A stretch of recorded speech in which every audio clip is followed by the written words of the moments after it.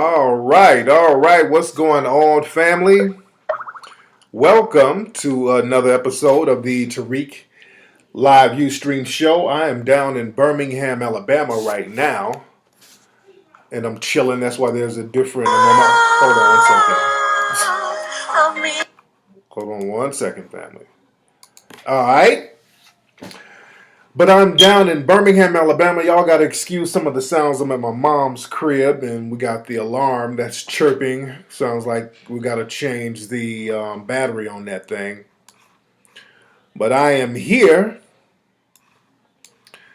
I am here, and I'm making it do what it do, family. We're going to chop it up as we always do. Let me see who we got on the. People are coming up in the room heavy. We're going to chop up some good game tonight. I got an ad block on this computer, so hopefully it works. Because usually when I'm doing live shows on the road, I use my laptop instead of the computer that's at my home office. And this one, it plays a lot of ads, and those ads are very annoying. But I'm here. So again, I'm in Birmingham, Alabama right now. Shout out to Birmingham. Shout out to everybody in Birmingham. Shout out to everybody in Leeds. I've been going around. A lot of people have been shouting me out here since I've been here. Shout out to everybody. Give much love and respect to Detroit. Respect to Detroit for showing up last night, yesterday afternoon, and representing. We had a packed house at my lecture at the Southfield Center in Detroit. Detroit showed so much love. People came in from Chicago. People came in from Ohio. So shout out to Detroit and all the surrounding areas for coming out and representing. I'll talk about the event from yesterday. I'll talk about that shortly. And what's up, Birmingham? Where are my Birmingham people? I'm in Birmingham. I'll be out here for about a week. I gotta go. I'm gonna go back and forth to Atlanta to check on that house I bought out there. I got to get some property management people on it, and I got to do some little knickknacks and repairs. If my Atlanta people, hit me up if you know a carpenter out there in Atlanta. I need a carpenter who can fix floors. There's just a small little fixer thing that I need done with the floor. There's a spot in my floor out there that I need fixed. Very small. I need somebody with experience, not somebody who just has hammer and nails. I need somebody who knows what they're doing.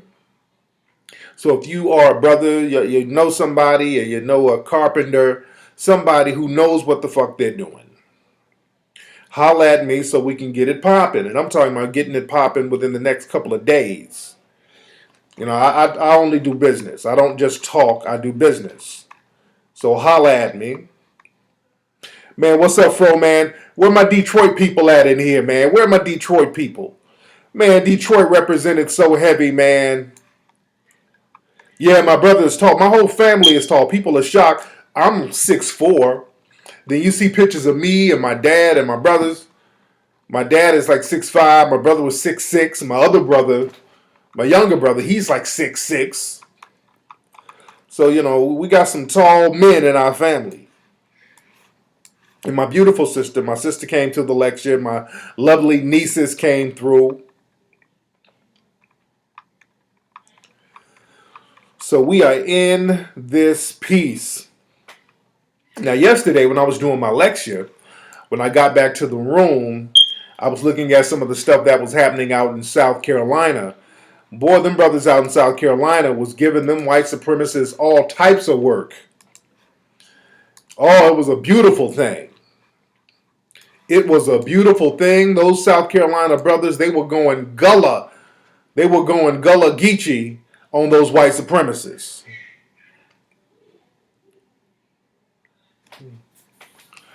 They were going in, man. Those white supremacists came out there with those Confederate flags. You had a lot of these Klan members who they getting bold. They didn't go out there with their hoods and robes on. They went out there, you know, showing their identity, and they tried to antagonize a lot of black people out there. And them brothers caught a couple of them slipping and gave them that work.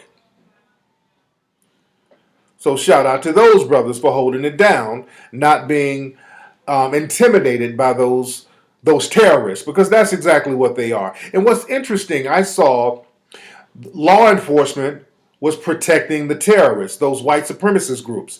Law enforcement were basically escorting them down the street and letting them do their thing. Shout out to my people in London. Shout out to all my London people. But yeah, I mean, I got much respect for those brothers. They weren't on that forgiveness nonsense. They were not forgiving nothing. They were getting it in. Those white supremacists were literally pissing on themselves. There's a picture of one who pissed on himself when he was confronted by a brother. Yeah, that's another thing. The media kept saying, well, this is the Black Panthers versus the Klan, the Bloods versus the Klan. A lot of them dudes weren't really Bloods. A lot of them weren't Black Panthers. It was basically the community protecting itself from those white supremacist groups. They're trying to create a narrative that two extremist groups were going at it. And basically, those white supremacists were just antagonizing all black people. And black people rose up on them. So yeah, stop falling for that. It's the Bloods and it's the Black Panthers. Don't fall for that. Because the media, they have white supremacist media narratives who are just as bad as those people.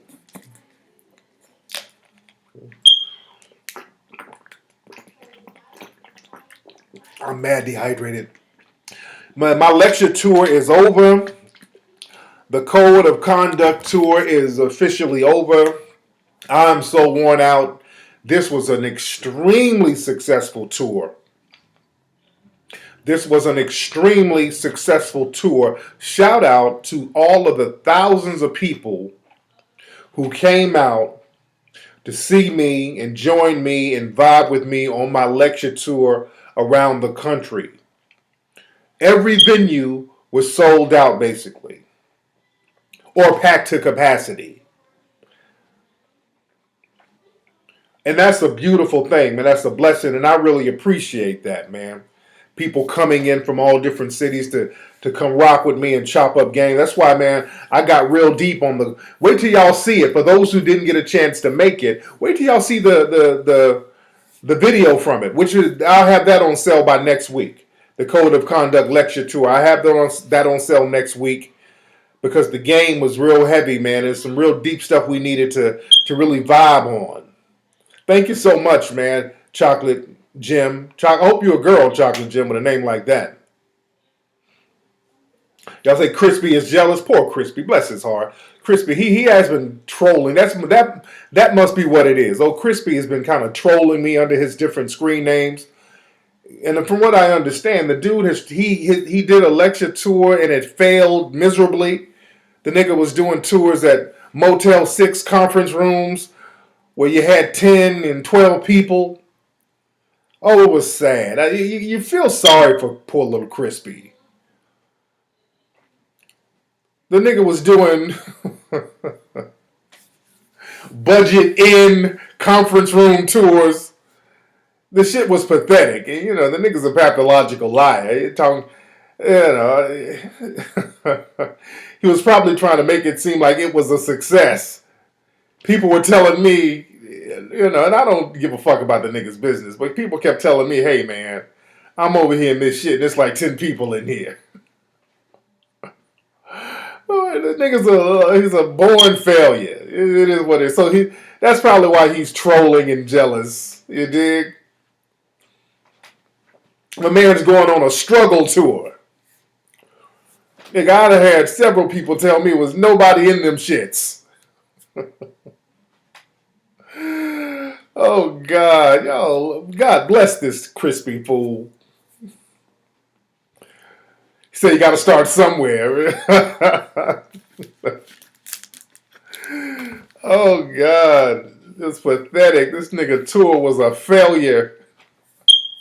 Oh, God. I know, I'm just saying. I'm just repeating what was told to me. I'm just repeating what was told to me. Y'all see my shit. I got videos of my shit. My shit was packed. You know, I'm selling out theaters. This nigga couldn't even fill a Motel 6 coffee room. Poor Crispy. Uh, so y'all said it was the coon of conduct too. Oh, when I get back to LA, we got to get some new crispy puppet episodes going.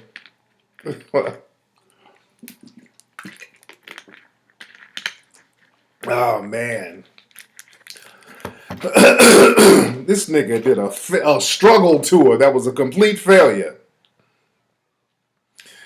But man, we had a great time, man. We had such a great time on the road, man. Philly represented Atlanta. We had a real good time in Atlanta, man. Detroit represented.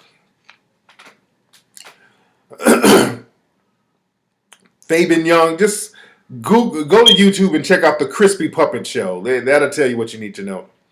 Yeah, I know about Bernie Sanders a little bit. People are talking about Bernie Sanders.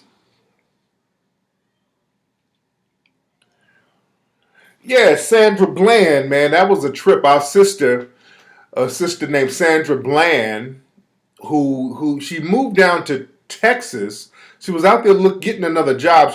She was looking for a new job, and she got pulled over. The cops kind of roughed her up a little bit, took the sister to jail, and all of a sudden they come out talking about she died in custody because she killed herself. Now you know the white supremacists are real slick with that.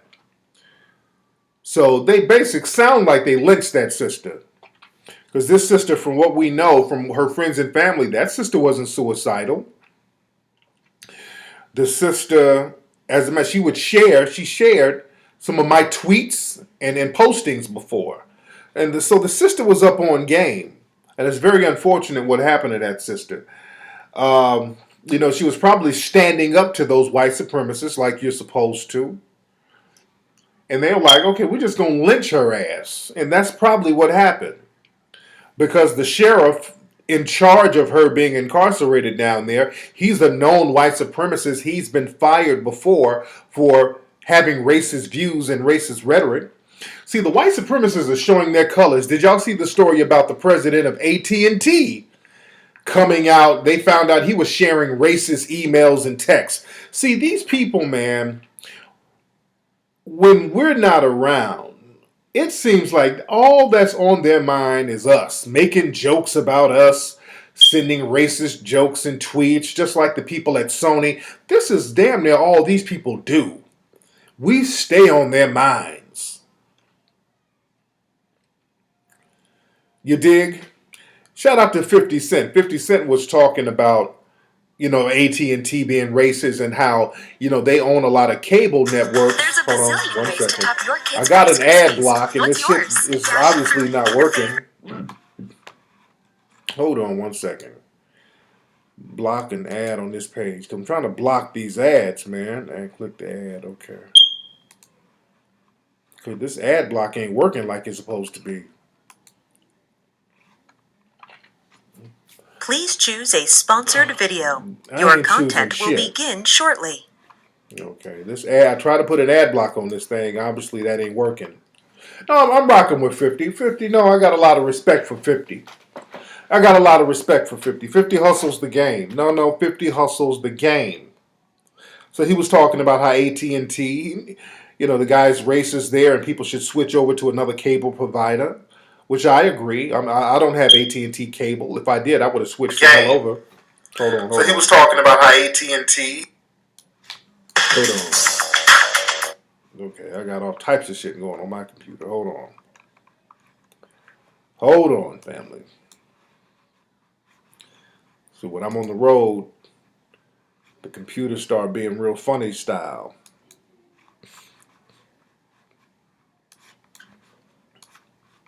But yeah, but our sister Sandra Bland. Let me get back on her. Please choose a sponsored video. But your content will begin shortly. Hold on. This shit is so irritating, man. Nah, I'm gonna just let it rock for a minute. But yeah, with Sandra Bland, she shouldn't even went to jail. They said she got in the lane without putting on her blinker or something. It was one of those bogus ass made up charges that only black people get. See, the white supremacists, this is the thing. The reason why so many black people get locked up is not because of nobody's lack of fathers and all that stupid shit that the white supremacists bring up. That's because there's certain sets of laws that's designed for us that's not imposed on white society. It's just that simple. You don't see white people going to jail for not turning for the right hand signal or not making a left hand turn signal. That's shit that we get. Jaywalking, you're going to jail for jaywalking. That was a black crime that they put on the books. Those are just designed for us.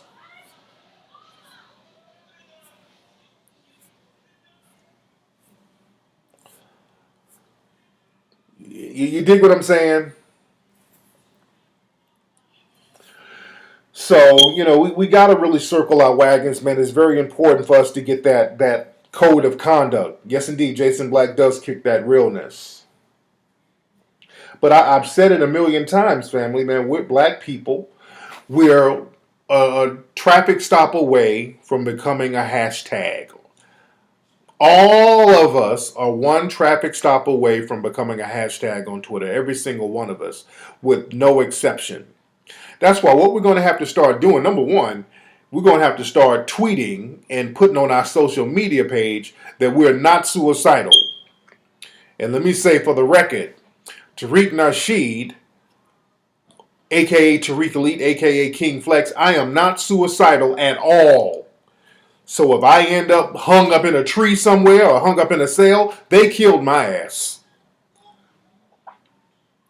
Because I ain't suicidal at all. So don't let them tell that lie. What's up, Ola? My man Ola's in the house. So I'm letting people know now. If y'all find me somewhere naked with some jumper cable stuck in my ass and they talking about I tried to do some kind of sex magic and it went wrong, that's a lie. They got me. Because I ain't into none of that moist shit either. They got me. So say that. Y'all let it know on Twitter. Everybody get on Twitter and let people know. So when they start talking about some of y'all get found in a ditch somewhere and they said that you were suicidal, you kill yourself. Say, hey, look, nope. Go to my social media page. I am not suicidal at all.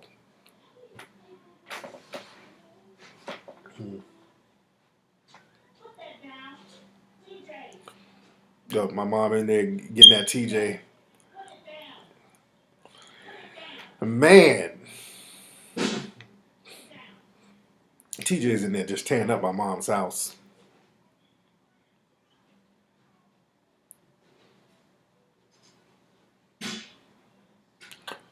He said, they get me, y'all gonna get crispy. Hilarious. Man. Hey, man, but hey. And the coons have been doubling up. I've seen like little. There was some kind of thing down here where in Alabama there was some kind of Confederate rally, and there was some black dude on some Uncle Ruckus shit out there co-signing the flag, and he's getting praises and accolades from the white supremacists. I mean, these niggas sound real corny when they do that shit. These niggas sound mad corny doing that nonsense. You dig? That's why we got to get an empowerment mechanism that will deal with the coonery. I mean, the blatant coonery. We got to get a defense and an empowerment mechanism that will deal with that. You dig? Let me see who's on the phone. The phone lines are lighting up. A lot of folks are calling. Let's see who we got on the phone. What's up? Who's calling? Yo, what's up, Flex? This is CJ from Detroit. CJ from Detroit. Did you come to the lecture yesterday? Yes, sir. I was going to ask you about the crispy shirts. Oh yeah. That's another thing. I got to start selling the crispy shirts at the lectures because so many people ask me about the crispy clothes, man. So I got to get that popping. So what's on your mind, man? I really enjoyed the lecture, Flex. I just had a question real quick. I'm a young cat, man. I'm just trying to travel. But the thing is, a lot of my homies, don't have the funds or they either got kids and I don't have any kids and I'm in a place where I can travel. So, I mean, should I just travel by myself or what should I do about that? Yo, definitely, man. When you got a lot of people out here that ain't trying to rock with you, you're gonna have to start rolling by yourself, man. Sometimes, man, Okay. you got to be your own best friend out here in the game, man. And like I Yeah. always said on my show, man, it's lonely at the top, brother. It's lonely as hell at the top, but it's jam packed on the bottom. You dig? So Okay. when you ready to do some dumb shit or some ratchetness or some non-productive stuff, you'll find a whole bunch of people that's down the road with you. But when it comes time to do something that's empowering, constructive, the herd is going to get real thinned out. And that's a good thing because you don't want anybody pulling you down. So sometimes, man, go on vacation by yourself. Go to Hawaii by yourself. Go to Italy by yourself. Go to France by Yeah, man. yourself. And man, you get all types of cooperation. Dude, Okay. you go out here Yeah, to I'm some going of on a these cruise. on cruise, man. That's like, dude, that's just like you right there in the mix, right there. You got a lot of Okay. single ladies out there, man, just out there in groups. So man, you get it popping on a cruise, especially One one of last them thing, Tom Flex. Joyner One last cruises where thing. they real thirsty. But yeah, Okay. do that, brother. You feel me? One last thing, Flex. Nah, it was a couple speakers before you, man. And I don't know, man. I just thought the way it was conducted was kind of janky. So No, I don't what know, now? There man. was what? I didn't hear you. What? It was what? It was a lady speaker before you, man. And I just thought the way it was conducted was kind of janky, man. I wasn't really feeling that, and I didn't really like the way Detroit kind of represented. But that's just my opinion, man. I'm gonna get on that in a minute. But I'm gonna get on that in a minute. You brought up a good point. Now I didn't hear none of the people that went before me, but I'm gonna talk about that in a minute because there was some janky stuff that went down, and I'm gonna touch on that right about now. But thanks for the call, fam. All right. Yes, indeed. I wanted to touch on that too. That's something that I did want to touch on about promoters, janky promoters. He said Tom Joyner a coon. No, I don't think Tom Joyner's a coon. I like Tom Joyner. I like Tom Joyner. Tom Joyner's cool. I won't say Tom Joyner's a coon. Now Crispy on the other hand. And speaking of Crispy, I think Crispy has him a new white woman, by the way.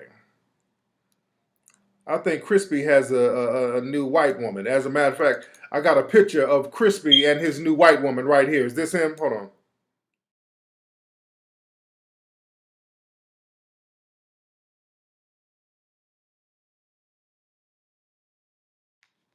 Yeah, there's nothing like a coon in love. But but we're gonna talk about janky promoters for what. And shout out to Lou. Lou was the promoter for Lou was the promoter for the Detroit lecture. Now, the Philly lecture, there was another promoter, Kiana. She was the promoter. She was wonderful. And we promoted the one in Atlanta ourselves. Now, see, when we promoted, the shit goes off without a hitch. The one in Philly went off without a hitch. That was real good too. But when we promote our own events, when we set up our own lectures, as y'all saw in Atlanta, the venue was fly. It was a real beautiful venue. Man, real spacious, beautiful stage, beautiful lighting, comfortable seats, fixed seats, air conditioned, man. You got a place where you can buy stuff outside. It was just real fly. A place to park. It was just real fly. And I work with promoters every now and then. And my man Lou, when I left the venue last night, he was like, "Hey man, don't go too hard on me," because he knew I was going to talk about his get down. He knew I was going to touch on it. I'm not going to beat up on you, Lou. I'm not going to beat up on you. Now, when I first got there. This is the thing, people. If you want me to do a lecture, yeah, the Alliance Theater. I'm doing my lectures in Atlanta at the Alliance Theater from this point on. I absolutely love that. That real talk, and that's the thing, man. Women promoters, the sisters, they usually have it together, man. The sisters be running the shit smooth. Sisters are on top of it, man. The black women know how to handle business. The ones who are thorough, they are thorough. A lot of the sisters who brought me into cities and promoted lectures for me and brought me in, they make sure everything is cool. They make sure the paper is straight. They make sure everything is good. They stay on top of it. And more brothers have to get that way.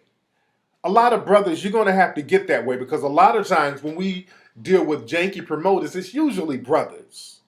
Unfortunately. Now, that's not all. I'm not saying all because it was some brothers who brought me down to Miami. These brothers had me, bam, lovely. The venue was fly. They had my rental car. They had the radio spots popping. And the brothers, shout out to those brothers who brought me to Miami. Those brothers set that shit up lovely. So I'm not talking all. But a lot of times brothers get on this janky promoter shit where you gotta, everything has to be, it has to be like a corner hustle to a certain degree. You treat it like some bootleg shit. Everything ain't got to be on that bootleg corner hustle shit. That's the thing with brothers. It's always, let me try to get something for nothing, or let me try to get the most for nothing. Yeah, Rod, that's real talk. I feel Dame on that. Dame Dash says he only deals with women because men are fuck ups. I heard Dr. Dre even said that. Dr. Dre said that, he liked working with a whole bunch of sisters handling business. Even in LA at my office, the sister who runs my office is Haley. And that's like my right hand person in LA. She handles things lovely. Now, again, one of my other right hand man, Ola, my other right hand man, Sean, they stay on top of it. So, my brothers who really know how to handle business, I keep them close. My brother James, who's head of my security, boom, stay on top of it. But the thing is, brothers, man, stop trying to act like you on the corner. You're not even really making big moves on the corner. Niggas just act like little curve serving niggas on the corner. It's just that let me get the most out of nothing. You don't want to invest in anything, but you want the biggest return possible without investing in anything. Y'all got to stop getting down like that because it takes paper to make paper. Yeah, dudes, a lot of these brothers, the problem is, man, unfortunately, a lot of these brothers, they've taken on the Section 8 mentality. To feel this special, you need to eat this special. Hold on. Kellogg's Special K. These ads, man, these ad blocks ain't working. To help a body thrive. Hold on. Damn it. All right. Okay, I tried to mute it, and the shit went to the damn Special K website. I don't want no damn Special K. But what was I saying, fam? Because this is real talk. Who's hating on me? He said somebody's hating on me. Who's hating on me? And that's another thing. I don't really concern myself with who's hating on me. Who gives a fuck? You're supposed to hate on me. You're doing your job. If I'm doing niggas, I'm doing better than niggas. Especially dusty niggas, so you better hate on me, of course. You hate on what you can't be. Shit. Dusty niggas better hate. That's what their job is. A dusty, raggedy nigga who's failing, they're supposed to hate. That's what I live for a dusty nigga to hate on me. Yeah. You're supposed to hate. If you dusty and raggedy, understand that, people. Don't trip on your haters. You only hate up. You don't hate down. You hate on people who's there. You hate up. You dig? So when people talk about somebody's hating on me, first of all, I don't know who you're talking about because haters are under my radar. A nigga hating on me, what, some nigga on the internet? There's a billion people on the internet. Who gives a fuck? Yeah, it's always some lame motherfucker who I don't give a shit about who really wants some attention. It's always somebody who really, what they really want is some attention. They want me to respond to them so they can get some shine. But you hate up. You hate up on niggas who doing better than you. You did? Because you can't refute anything I'm saying. Only coons and white supremacists and bedwenches would hate, and fuck them. But yeah, but like I was saying, man, if you want to handle business, you get you some real thorough sisters to handle. I ain't talking about no bedwenches. I'm talking about you get you some thorough sisters, man. They'll stay on top of it. But like I said, a lot of brothers, man, they try to do business on some Section 8 shit.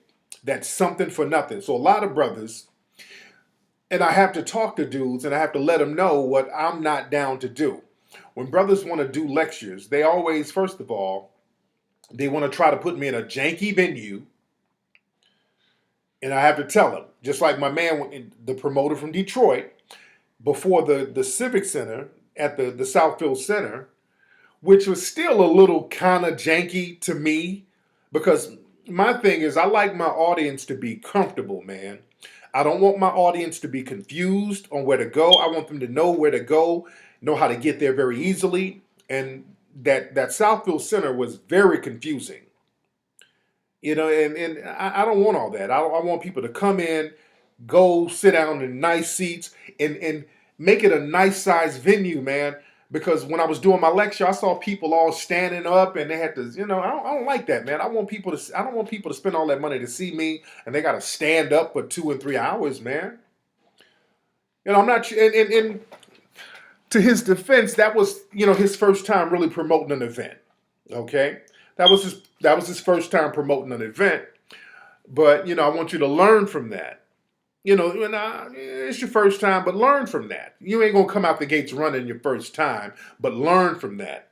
Say the chairs were hard. Yeah, I like for people to be very comfortable. I want people standing up. The venue, it was a cool size venue, but it just really wasn't big enough for my audience. You dig? And first of all, he wanted me in another venue. The dude wanted me like he was like, where did Lou want me? It was like, first it was a church. Yeah, I got a church because they can let me get it for free. I said, no, no, bro. Then it was a church baptism room that's next to the church. It was some building that was next to the church. I'm like, bruh, no, no, no. Yeah, he was telling me the venue. Then I looked it up, and the shit looked like a damn crystal meth warehouse. I'm like, bruh, get a better venue than that, man. You're gonna have to get like a stage, a theater somewhere, man. I had to tell the brother, man, get a good venue, man.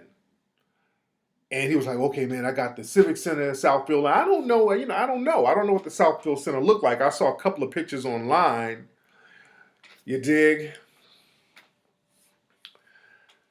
Now, I didn't want to do it in the church because, I got people from different religious groups coming in, so I don't want to have it religiously biased. You dig?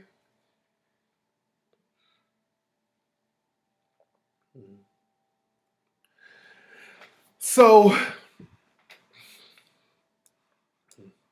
he got the Southfield Center. So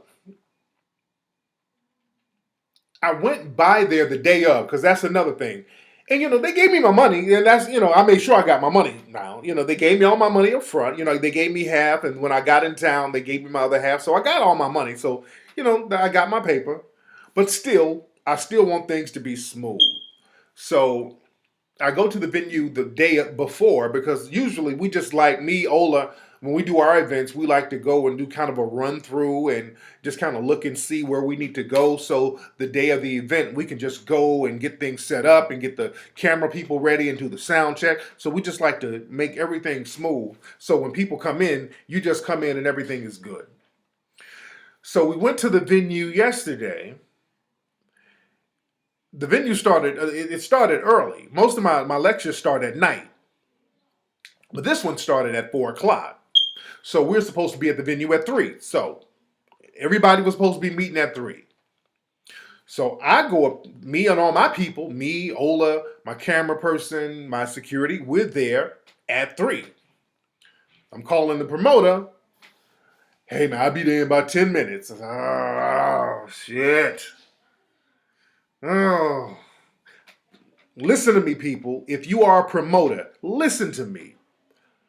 Listen to me. If you are a promoter, because now this is about my people, my fans, and I hate to say fans, but my listeners, this is about them. Even though I got my money, but now I don't want my people who coming to see me to come to some janky shit now. So now I'm thinking about them. Don't pay me and then just have my folks all up in some janky shit. So my man was like, okay, I'm 10 minutes late. Oh, fuck. Bad sign. Here we go. Oh yeah, I thought Conscious Brother came up to me because I've never seen the promoter before, so I didn't know what he looked like. So people are coming up to me, and I don't know what the dude looks like, and I'm out here sitting in the car, and people recognizing me, and I'm like, pissed off, and I don't feel like talking to nobody. I'm trying to get the shit together, and people coming up to me, hey Tariq, I'm like, okay, hey, what's up? I don't know, I just want you to sign my book. I'm like, fuck, okay,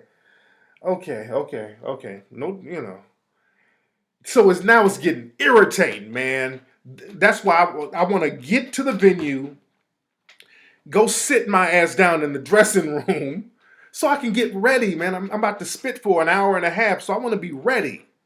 I don't want to be sitting out here signing shit, taking pictures, and I'm looking for the promoter. No, Conscious Brother was cool. He was cool. But people kept coming up, and I'm trying to, be on the low. So he showed up like at 3:30. And he was like, man, they were supposed to open up the door for me and, kind of giving excuses. I'm like, dude, I'm not in the excuse business, man. Handle that. Yeah, man. You saw how pissed I was, Conscious Brother. I was pissed, man. Man, I was pissed. I like to get in, man. I like to go and get ready and just start getting prepared. And I ain't trying to act like I'm, goddamn keep sweating. I don't feel like talking to my fans. I don't want to be on that shit. But when you trying to get your shit together and there's issues going, the last thing you want to do is be taking pictures and signing shit. Hey, that's the last thing. That's the last thing you want to do when shit is going haywire. You dig? Oh man, so my man got there and he was like, man, they ain't here. They can't open the door yet. We can't get to the dressing room. I'm like, okay, man, okay, because I'm really ready to get dressed. So finally, somebody opened the door at the venue. They opened the door. Then they let me in through a side door inside the actual venue room where the lecture is going to be. So they weren't letting people in yet. And this is getting close to 4 o'clock. So I'm like, okay, where's my dressing room? And they tried to put me behind the curtain in like a little crawl space, literally on the stage behind the curtain, behind a piano, was supposed to be my dressing room. I said, hell to the damn no. I'm like, no. Come on, y'all. I swear, dude. They tried to put me behind the curtain on stage. And it was like a broom closet. That was literally a broom. I said, look, go find a room, man. Go have them open up a room. So they went out. Now I'm talking to the promoter's lady or his wife. Now, she was handling shit heavy. She was on top of her shit. The wife took over. I think that's my man's wife. Lou, that's either your girlfriend or your wife. Very lovely sister, and that sister was on top of it. My man's lady took over. So she got busy. So she went, and she came back and said, okay, look, we got a dressing room downstairs, got to go downstairs. So now they took me, I had to go through the crowd. I'm trying to run downstairs through the crowd. People are, hey, let's take a picture real quick. Let's take a picture. Let's sign. So I'm trying to avoid that, but now I'm trying not to be rude. So I go downstairs and they make a dressing room, and it's cool. It's a really big space and everything, but the wife got it together. The wife got it together. That sister started getting it together. Lou, you got to take cues from your wife. Your wife was on top of her game. Lou, you got to be like that, fam. Brothers, y'all shouldn't have to let your lady handle your business like that. And the head of my security, James, now he's from Detroit. He's like, hey, man, I ain't shocked. This is Detroit. This is how niggas do shit, man. This is Detroit shit. We just do shit janky out here. So the event was, it's gonna start late, and there were some people who were speaking before me that I don't know who they were. I have no idea. I didn't even hear anybody because I'm downstairs in a totally different section. And they spoke for a long time from what I've seen. Now these are people who are just talking about stuff going on in the community. I don't know. And that's another thing. Okay. Yeah. Because if people are coming to see me and I got all these other people talking about whatever, I kind of need to know next time if y'all bring me somewhere, I want to kind of know who's who and what they're talking about. Because sometimes people talk and, I don't know if they're boring. I don't know what they're talking about. They can be talking about anal sex. I don't know. I have no idea. Y'all said the speakers were horrible. I don't know. I didn't see them. So I do not know who spoke. I have no idea who spoke before me at all. I have no idea. So I came out, did my thing. It was very lovely. You said I was dressed too sharp for the venue. My God. And the people were so beautiful, man. I met so many wonderful people out there, man. It was so beautiful. People gave me gifts and all types of stuff, man.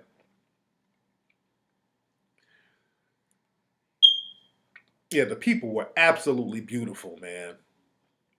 So I want to come back to Detroit sometime soon, and I want to do it in a better venue.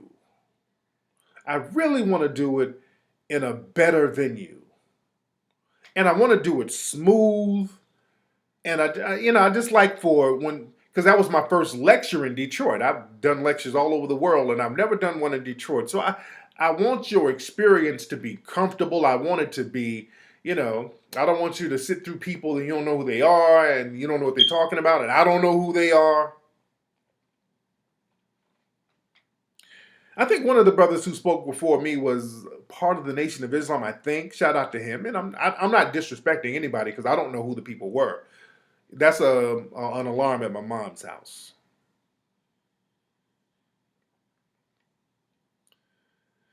Yeah, but family. And shout out to Lou again. And Lou's lady, and we had like a meet and greet for certain people. So everybody left, and I did my thing for a couple of hours, And my family was in the house, so it was cool. The people were beautiful, and we did the meet and greet. And again, at this point, Lou's wife was pretty much taking over, and she was helping out with that. And she was, getting people in, taking pictures, having me sign something, just kind of graciously getting them out. So that sister was on top of her game. She was on top of her game. Lou's wife, I forgot what your wife's name was, but the sister is on top of her game. Brother, you need to take your cue from her. I think that's the one who paid me, as a matter of fact. I think the money who was putting the money in my PayPal account, I think it was her. So the sister was on top of her game. Lou, brother, you gotta be like that. You gotta be on top of your game like that, Lou. And where's Lou? Lou, you need to call up, by the way, Lewis, the promoter. And that's another thing. We're doing the question and answer, and one of the mics wasn't working, and we're like looking at Lou, like, come on, what's up with the mic? He was diddling around, didn't know what to do. Lou, you got to be on top of it, Lou. Lou was diddling around with the cordless mic thing and didn't know what was happening. You're supposed to be on top of all of that, Lou. Brothers, I know I'm getting on Lou. Lou is cool. He's a good dude. But Lou is like a lot of brothers out here. You just kind of do stuff and just let it fall where it may, and you let your lady handle shit. And a lot of brothers do that. And I'm not shitting on Lou. Lou is a real good guy. And again, this was his first time doing something like this. This is his first time, and a lot of times people don't understand the crowd capacity because I bring in a lot of people, so a lot of people don't know how to deal with these folks, and it's your first time. And I'm giving Lou. This is just some brotherly advice. That's all. This is tough love. I want Lou because this now Lou's name is hot now. His name is hot in the streets now. Because now he has had a successful event under his belt. So now you got something to show, like, hey, I can get stuff done. So the next time you do stuff, now you got a successful event under your belt. Parlay that and tweak and get your shit tight so that your name can be tight out there in the streets, bro. You dig? Just giving, this is tough love. I just want my man to just do better. I just want my man to do better. Or do what your woman does and just stay on top of the game like her. See, the thing is, a lot of brothers, man, y'all can't be on that let's cut corners shit. And this happens a lot of time with black male promoters. It's like, okay, Tariq, so I want you to come to town, right? And we're going to do the lecture. Now, are you available to do a ribbon cutting at a fish fry earlier that day? Because there's a fish restaurant that's open, and I want you to show up there. And then I want you to do a pre-lecture at a library. And then I want you to go to the radio and do a lecture in front of the radio station. And I'm like, motherfucker, are y'all paying any extra money for all this shit? They want to do all this for the one flat rate. You dig? I'm like, okay, look, I'm letting y'all know. All that extracurricular shit, y'all gonna have to pay more money for that. Because, see, brothers get on this shit where they want to squeeze everything out for the little money they pay. So I'm not beating up on Lou. Lou's a good guy. I got a lot of respect for Lou, but I want Lou to do better. I want Lou to do better and get his promotion game popping like it should be. And I want all these other brothers out here, man, when y'all call somebody, when you promote something, and this is another thing too. A lot of people will say, well, can we do the lecture at the back of this bookstore? I'm like, no, I don't do that. Well, we bought such and such in and such did it. And that's another thing. Just because somebody else that I possibly might know did it, because sometimes people say, well, we can do it here. A couple of years ago, we had brought Francis Cress Welsing here, and we had brought Claude Anderson there. And look, just because y'all brought certain people and they agreed to it, I don't agree to everything. That's just my personal thing. I don't agree to every venue. You dig? I don't agree to every venue. I'm big on that. I'm not doing lectures inside of donut shops, and I'm not doing lectures inside of damn psychic homes, and I'm not doing lectures in Krispy Kreme bathrooms and shit. I'm not. No.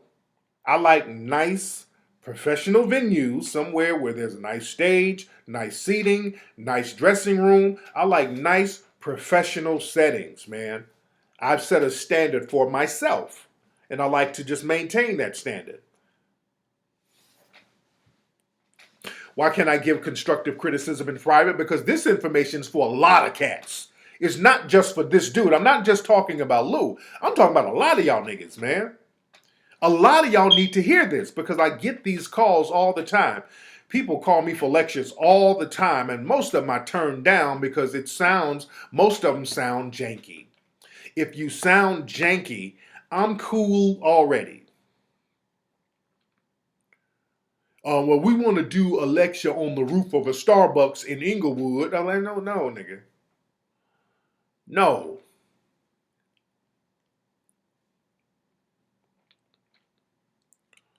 Brothers got to step their game up and stop playing. Brothers going to have to step their damn game up. Black men, young black men. That's why I try to mentor a lot of cats. And when you mentor cats, younger cats, you got to just tell them the real deal.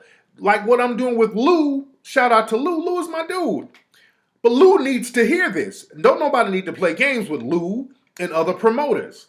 You got to handle business better than you handling business. Promotion is an art. Marketing and promotion. BC Works, you said it perfectly, man.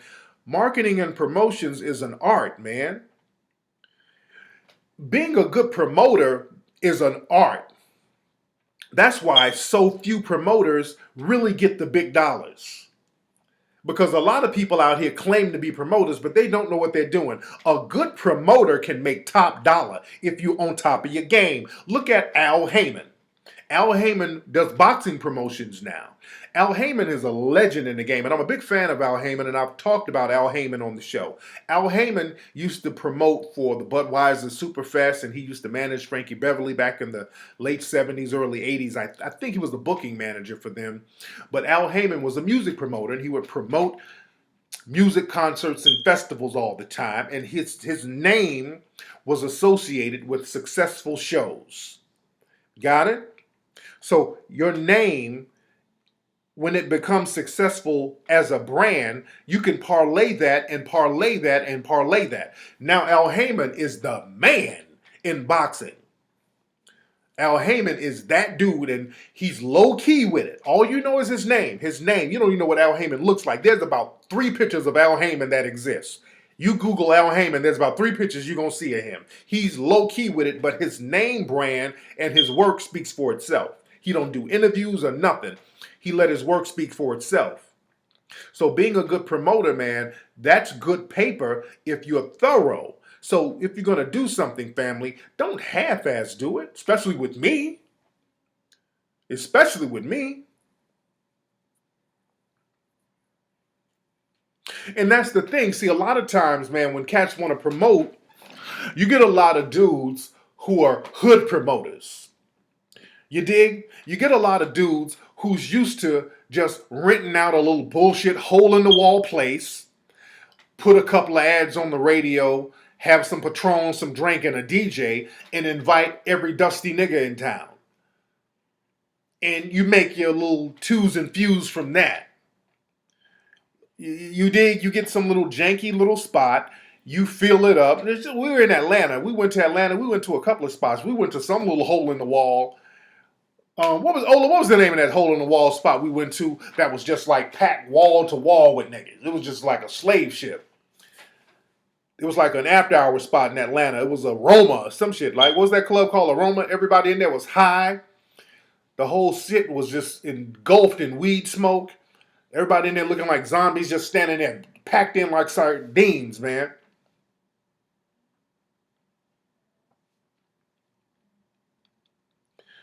But that's the thing. A lot of dudes have that mentality, that little juke joint mentality. They rent out a little jive-ass spot. Aroma, yeah, I think it was called Club Aroma. My man Emirates took us there. Man, what kind of... We stayed in there for 5 minutes. I literally couldn't breathe in that shit. I could not breathe in that club. You literally couldn't move in this spot. You literally, just a bunch of people just literally standing shoulder to shoulder in one spot, the music blasting and weed smoke all over the place and lights flickering in your face and big hydrogel acids sitting up on you. I'm like, this ain't cool.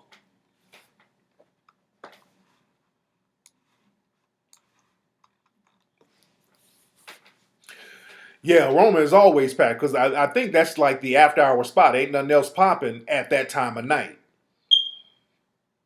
But family, you can't have that mentality. You're going to have to upgrade that when you try to deal with certain people. Because everybody don't want to deal with that juke joint mentality. You got to step your game up. You got to step your promotion game up. Yeah, we call contacts in that spot.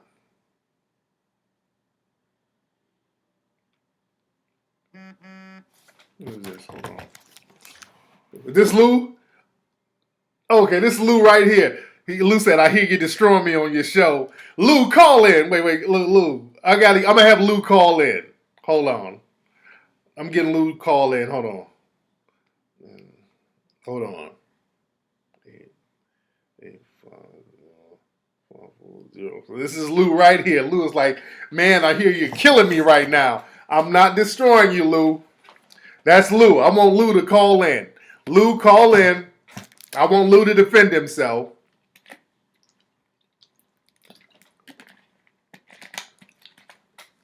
I want my man Lou to call in. Hold on one second. I want Lou to call in. I got everybody named Mama calling in. I want Lou to call in.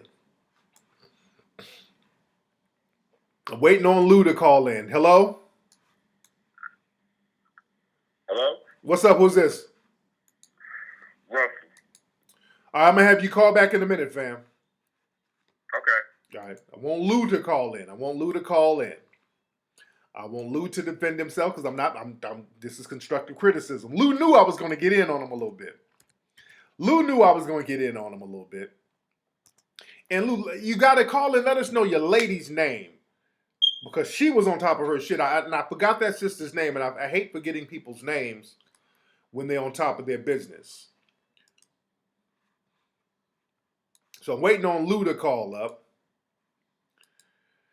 All right, who's calling? Oh, hold on.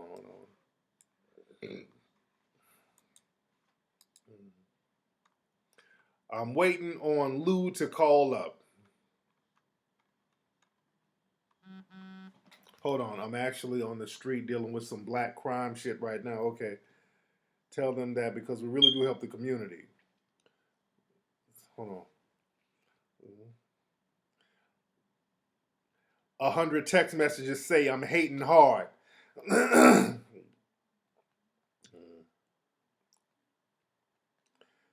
on.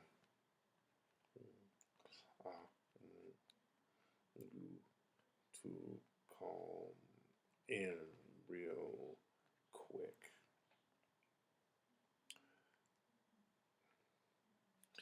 Yeah, so people are texting Lou.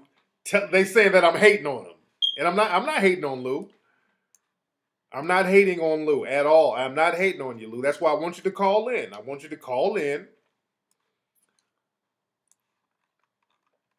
Lou to call in. This is Lou texting me now, saying I'm not hating on Lou. I want Lou to call in and tell me if anything I'm saying is incorrect. I'm just telling you what happened. If anything I'm saying is incorrect, just tell me what's up. Hating would be saying some shit that ain't true. Please call up and say anything that I've said on this show is incorrect. I'm waiting on. I want Lou said he's dealing with some black crime shit. I don't know what that means. But y'all people who's texting Lou, I tell Lou I'm not hating. I would like Lou to call up. This is not hating. This is constructive criticism. Please tell me if anything that I've said right now tonight is incorrect. Because now when people say I'm hating, that sounds like you lying on somebody. Okay, who is this? Hello? Hello? What's up? Who's this? This is Russell. Russell, did you just call? Oh, I'm sorry. I was trying to get through. I was calling. I just wanted to give an update. I've been trying to call all night. Okay, Russell, what's on your mind? This better be some important shit, man, because you called back to back. I was just trying to call tonight. I'm actually, I live in Durham, but I'm in my hometown in Rutherford, North Carolina. It's a little small town, but I was calling about, you had talked about Walmart had stopped selling the Confederate flag on one of your shows. Right. But here in my hometown, it's a little small town that the county borders South Carolina. They letting them have what they call flag runs in my county. And they're literally like 50 to 100 cars, rebel flags posted up on the property. And on Walmart's property, they're doing it in the county that I live in, the county that's bordering, and things like that. And I didn't know. I mean, I'm just one person just trying to get the word out. Walmart stopped selling the flag. I mean, that's just. I know you talked about that on your show. Yeah. But they're allowing in my hometown they call it flag running. Okay. And what they're doing, dude, it's almost like they terrorizing people in this county. It's like. Okay, fuck, brother. Okay. Thank you, Lou. Thank you for the call, brother. God damn. Okay. Brother just had to get that information out, and that really wasn't no pertinent information, bro. All right, yeah, they selling flags, man. We know that. We know that these people are selling flags. I'm not going to just run and jump at every store that sells a Confederate flag. We live in a system of white supremacy. Oh, okay. This is my sister. Now, hold on. Now, Lou is texting me. My sister, Tia, is texting me. Lou said, look, don't hate, fam, because you did get your money. And most people had a good time. not hating on you.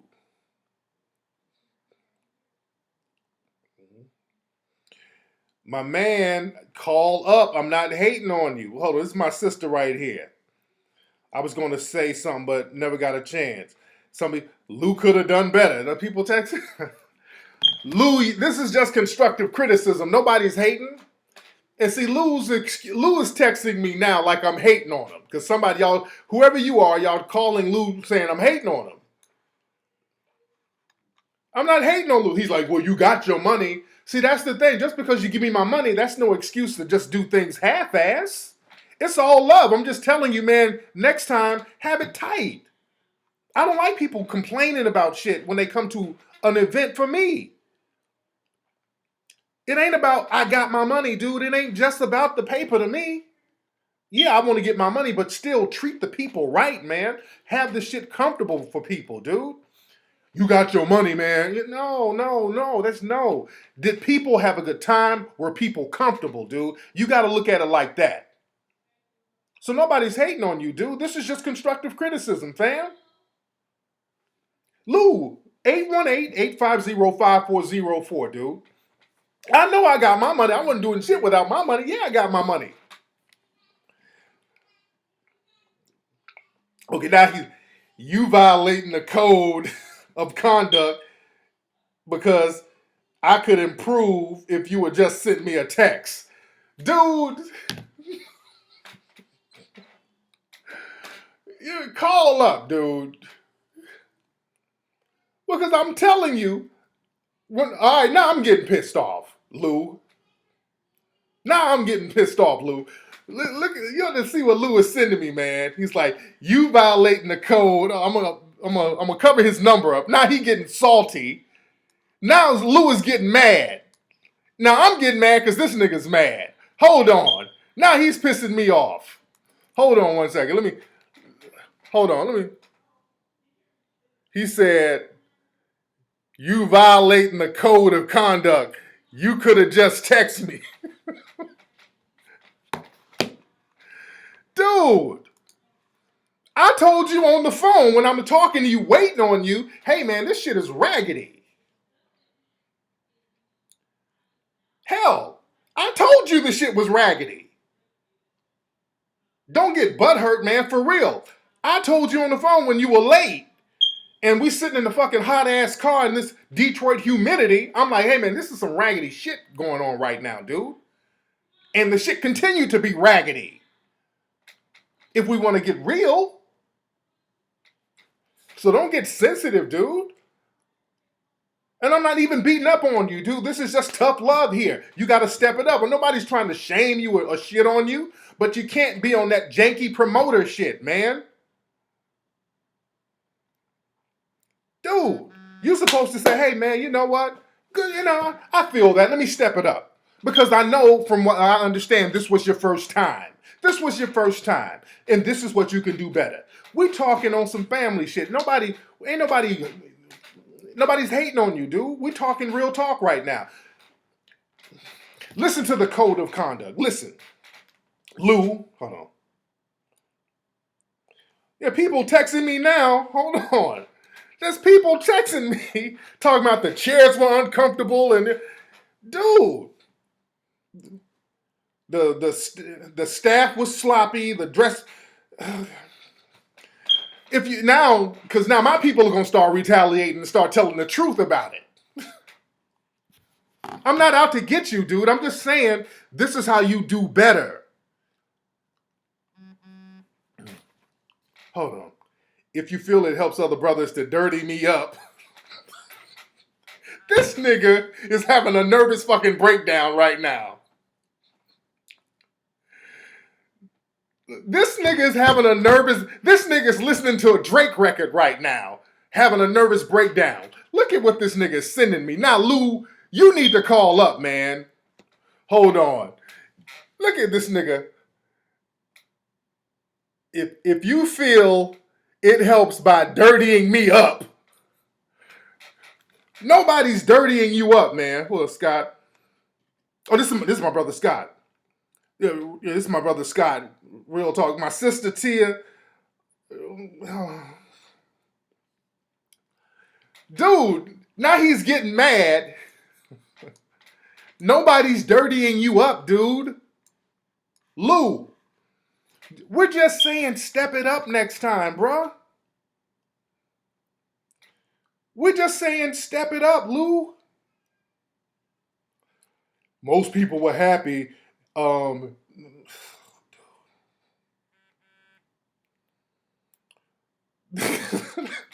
now everybody's texting me, fuck Lou. That raggedy shit. Now people about to go in, Lou. See, Lou, listen to me. I'm calling Lou. I'm calling Lou. Hold on. I'm calling Lou. Hold on. I'm calling Lou. Hold on. Because now Lou is acting sensitive. Telling me I'm dirtying him up. Dude, I'm just saying it could have been better, man. Well, how come you didn't tell me in private? I told you on the phone this shit is raggedy. I don't like doing janky shit like that. I was pissed initially.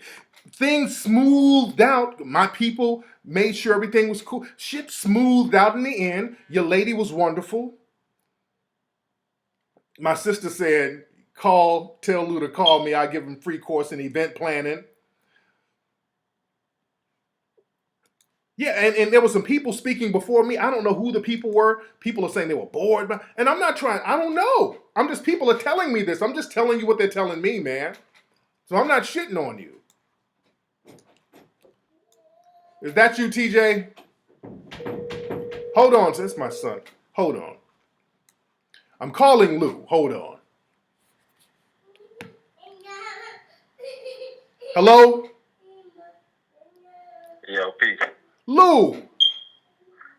What up, though? This is Tariq, man. What's going on, fam? Hey, what's up? Man, why you making it seem like I'm shitting on you, brother? I'm not shitting on you. But you got me on air or something? Yeah, we're on it. We're live on the air right now, fam. Oh, I told you I was busy, though. I know you're busy, but you're texting, and I want to just be clear, because you're making it seem like I'm throwing you under the bus and I'm disrespecting you and all that, brother. So I don't know why you're feeling like that, brother. I've said I respect what you're doing, but the event could have I'm not even listening to the show. Some people were texting me, telling me. Okay. What are they telling you, Lou? Everybody say you're hating hard. But I told you it was all good. I don't really care. I'm not hating on you, brother. I'm not hating on you. I'm just saying I'm giving constructive criticism. I said, hey, the event turned out good later on. It was cool, but there were some things that could have been better. My man who was promoting, he could have been there on time. Then your lady, she handled everything. I've been praising her all night, so I'm like, okay, it turned out good, but it just could have been done better. That's all I'm saying, brother. Nobody's hating on you. Oh, well, I appreciate you praising my lady. Right, but I don't want you thinking that I'm shitting on you. Oh, that's just what people texting. I don't know. All right, but I'm saying it. And you were like, well, you dirtying me up. And I'm like, really? Really, dude? Anyway, so everybody was taking direction from me. So, I mean, you saying that certain people did a good job. Well, then there you go. I handled stuff later on. You said it was good later on. But I told you before you left out, I know you're going to dirty me up on your show. I said, don't do it too hard. I was joking with you, but I really don't care. Right. But listen, Lou, on some real shit. This is just real grown man talk. I'm not trying to throw you under the bus. Just like when I talked about the codes of conduct, we got to be transparent. And if we do some things that we need a little help on, just say, hey, okay, yeah, I'll take that. I'll take that criticism, and I'll build on that. The conduct, you didn't say tell everybody, but I told you I don't care. So tell everybody, dude. People, Lou, people are hitting me up. Pull a brother to the side, put him up on some game. Lou, what did I tell you on the phone when I was sitting in that hot ass car and that hot ass sun waiting on you for? What did I tell you then, dude? I don't know. You said it's fucked up. I don't know. Yeah. So don't act like I didn't holler at you in person and in private. Now let's not act like I was one way and then I flipped. All right? You feel me? Yeah, I feel you. All right, but I feel you in your feelings right now, man. This is constructive criticism, Lou. That's all I'm saying. I'm saying, I'm not brother. in my feelings. I Right. just told you I heard you was talking shit. But you hear me now. But I said I heard. I didn't hear your show. I'm listening to I'm talking to you. That's why I'm everybody talking to you on now, YouTube. Lou. That's why I'm talking to you now. I'm telling you what I said, so you don't have to hear anything. I'm telling you what I'm saying now. This is what I'm saying now. Right to you, right here, right now. Everything turned out cool. You, as a promoter, you got to step your promotion game up. Your lady was 100% on top of her game. You need to be more like her and take the lead and make sure that everything is cool like your lady. You dig? She did what I told her. All those women that was coming up, they went where I went because I just figured you and your staff would be nicer to women. So I just let them go tell you this and that. Okay, but next time, Lou, when you promote an event, you got to be there before the artist and before the talent. You understand that, right? Yeah, you already know what happened with that, so we don't got to say that. I do have to say that because there's no excuse for you being late, bro. There's no excuse for that. You were late. You shouldn't have been late if you want to be honest, man. Am I correct or incorrect about that? I mean, you incorrect, but Whoa. How am I incorrect, fam? We're supposed to be there at a certain time. Me and my people are there, ready to go. We're waiting on you. People are starting to come in, and you're the promoter. You're running the show. You weren't there. So is that correct? My people were there. I was handling business to get that issue in the beginning resolved, which is why said I was 10 minutes away. I was talking to the people. No, who are your people? Because nobody came to us. There was no people talking to us. We didn't know where you were at. I'm right in front of the venue, sitting in the car. There were no people. We eventually saw you. We was like, is that big nigga? I ain't know you was that big. I was like, that big nigga's Tariq. That's him. Go talk to him. But the big nigga was waiting. You came at like 3:30 something, bruh. So I didn't see y'all until much later. So there was no other people there to handle business, Lou. It was. You just didn't see them. But how am I supposed to see them? You're right. And y'all know where I was. You knew where I was. I mean, you were the one running the show. You should have been there before everybody else. That's next time you do an event, you should be there before everybody else, Lou. You feel me? Yeah, you 100% right. Did you enjoy yourself? I had a great time, brother. I had a great time. Did it turn out good? It turned out excellent. Everything turned out fine. Everything did turn out fine. Next time, again, I like for things to be 100% smooth from top to bottom. I don't want it to eventually get better. Everything should be smooth from top to bottom. That's all I'm saying. I don't want people hitting me up complaining on the low about little certain things that really wasn't in my control, unfortunately. You feel me? Yeah, but you answered about 1 million tweets this morning about how from all these people who enjoyed it. People loved it. They really did enjoy it. They loved it. Absolutely. It was a very successful event, man. It was a very successful event. It was a very successful event. It was. I had the sexiest women go talk to you to make up for the beginning. I don't give a fuck about that. I just like for shit to be smooth. I like for people to be comfortable, people standing around and not being able to get seated and people coming in and then they're getting in late. And, I just like for everything to be smooth. People got in on time. It was us that were supposed to be an hour early. Right. All of me, you, and all of us. They got in on time. All right, but again, I ain't shitting on you, Lou. I'm just saying next time, make sure you step it up and be real thorough, all right? Hey, we appreciate you coming. Everything was all good. No hard feelings. Of course ain't no hard feelings. No hard feelings at all, because shit. I think other people was in their feelings because the text messages I got act like you wilding out and getting out of place.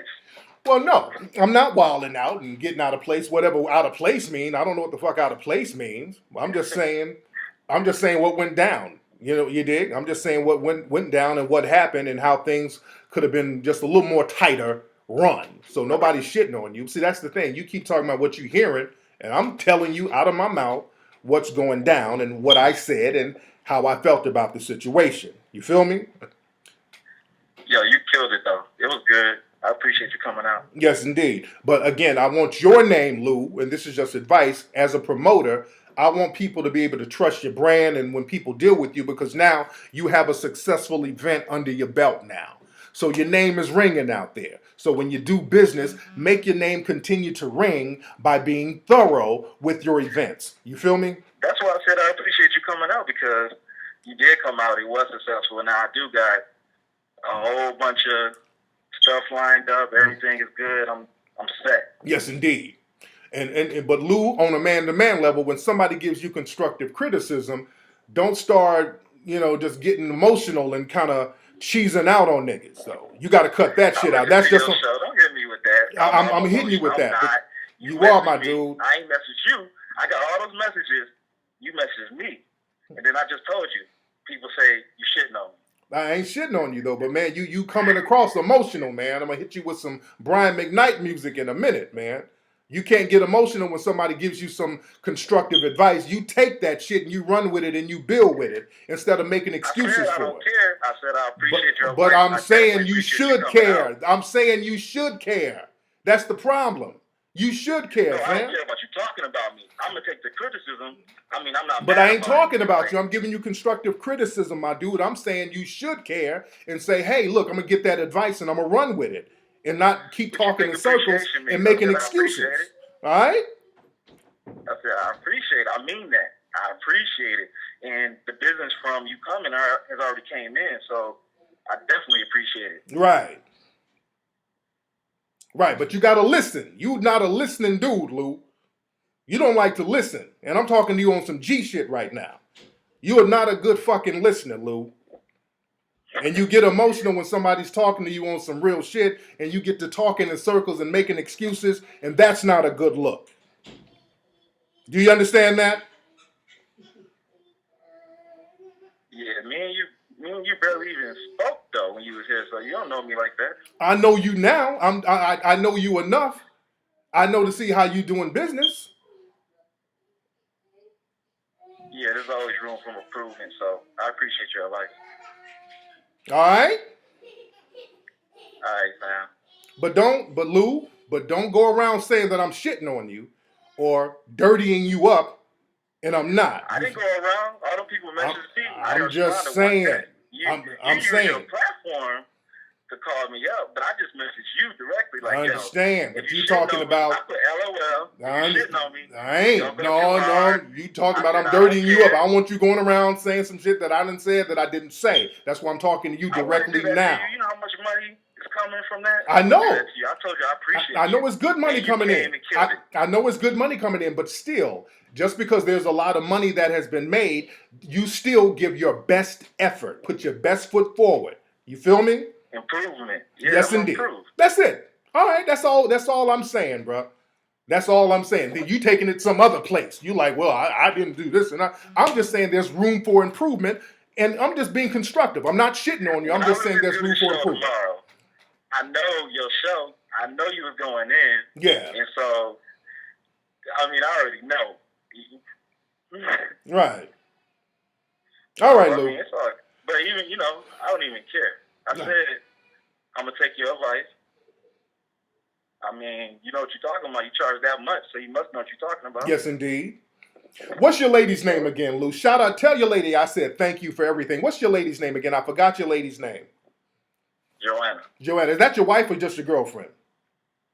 What you think? Nigga, I don't know what the fuck you mean what I think. I'm not a psychic, nigga. I asked you a question. Is that your wife or your girlfriend? What I think. I'm messing with you. Who is she? Your wife, your girl? I don't know. Because y'all look kind of young to be married, so it might be your fiance. I don't know. We at least 10 years older than we look. Oh. Yeah, that's my wife. Okay. You're right. There you go. Okay, because y'all look real young. Y'all look like a very young couple, so that's why I asked. But she was... We're in our 30s, though. Oh, I didn't know that. We look like we 22 or something. Y'all do. But your sister, your wife, man, that queen is on top of her business, man. That sister is on it. That sister was on top of everything, man. And much respect to her. Much respect to you, too, man. Y'all did, and again, because when y'all told me this was the first time y'all did an event like this, your lady told me that. This was your first time doing an event like this. I respect that. When she said that, I'm like, okay, cool. I'm not really tripping. That's why I wasn't on no rah-rah shit. because she said it. She was transparent, and I talked about it in my lecture. When black folks deal with each other, sometimes we got to be transparent and say, okay, these are the deficiencies I have. These are the strengths that I have. You ain't got to have no pissing contest every 5 fucking minutes trying to put up a front. That's what we get into as black folks, and then we fuck up our business. Your lady was very transparent, very honest, and I had the utmost respect for how she handled business. That's all I'm saying. I was just hoping that you can handle business just like her. That's all I'm saying, and we cool in the game. You feel me? Yeah, your fans was messaging saying you was hating now. No. I said what I said. There you go, man. Now, Tariq Nasheed is not hating on you, man. It's much love, much respect, man, and I want you to be a very successful promoter out there. You feel me? Oh, I'm not trying to be a promoter. Okay. Whatever you want to do. Shit. Whatever you want to do out there, man, much respect to you, Lou, all right? All right, peace. Thanks, brother. Shit. Now, Lou's almost pissing me off a little bit. You dig? Yeah, Lou was... Now, see, that right there was kind of janky promoter talk. You dig? Right there is... That's janky promoter talk. And my man don't even have to get down like that. Now, because I'm getting a little pissed off now. Because now I'm like, hold on. Am I lying about anything I'm saying? I'm like, hold on now. Dude, I'm trying to help my man step up whatever he's trying to do. I ain't really no promoter. All right, well, shit. Well, it don't matter then.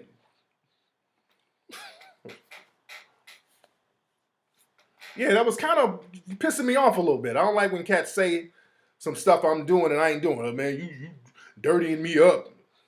Are they dirtying you up? Yeah, I'm going to let him eat. I'm not trying to shit on dude. I'm not.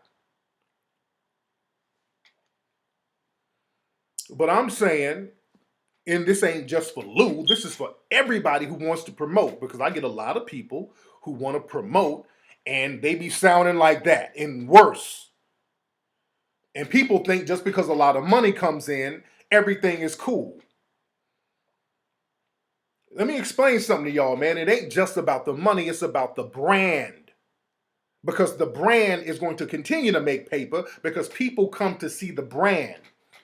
So I want the brand to be good. So when people come see me, I want that brand to be good. When they come to my spot, there's a setting and I want the just shit to be real smooth from top to bottom.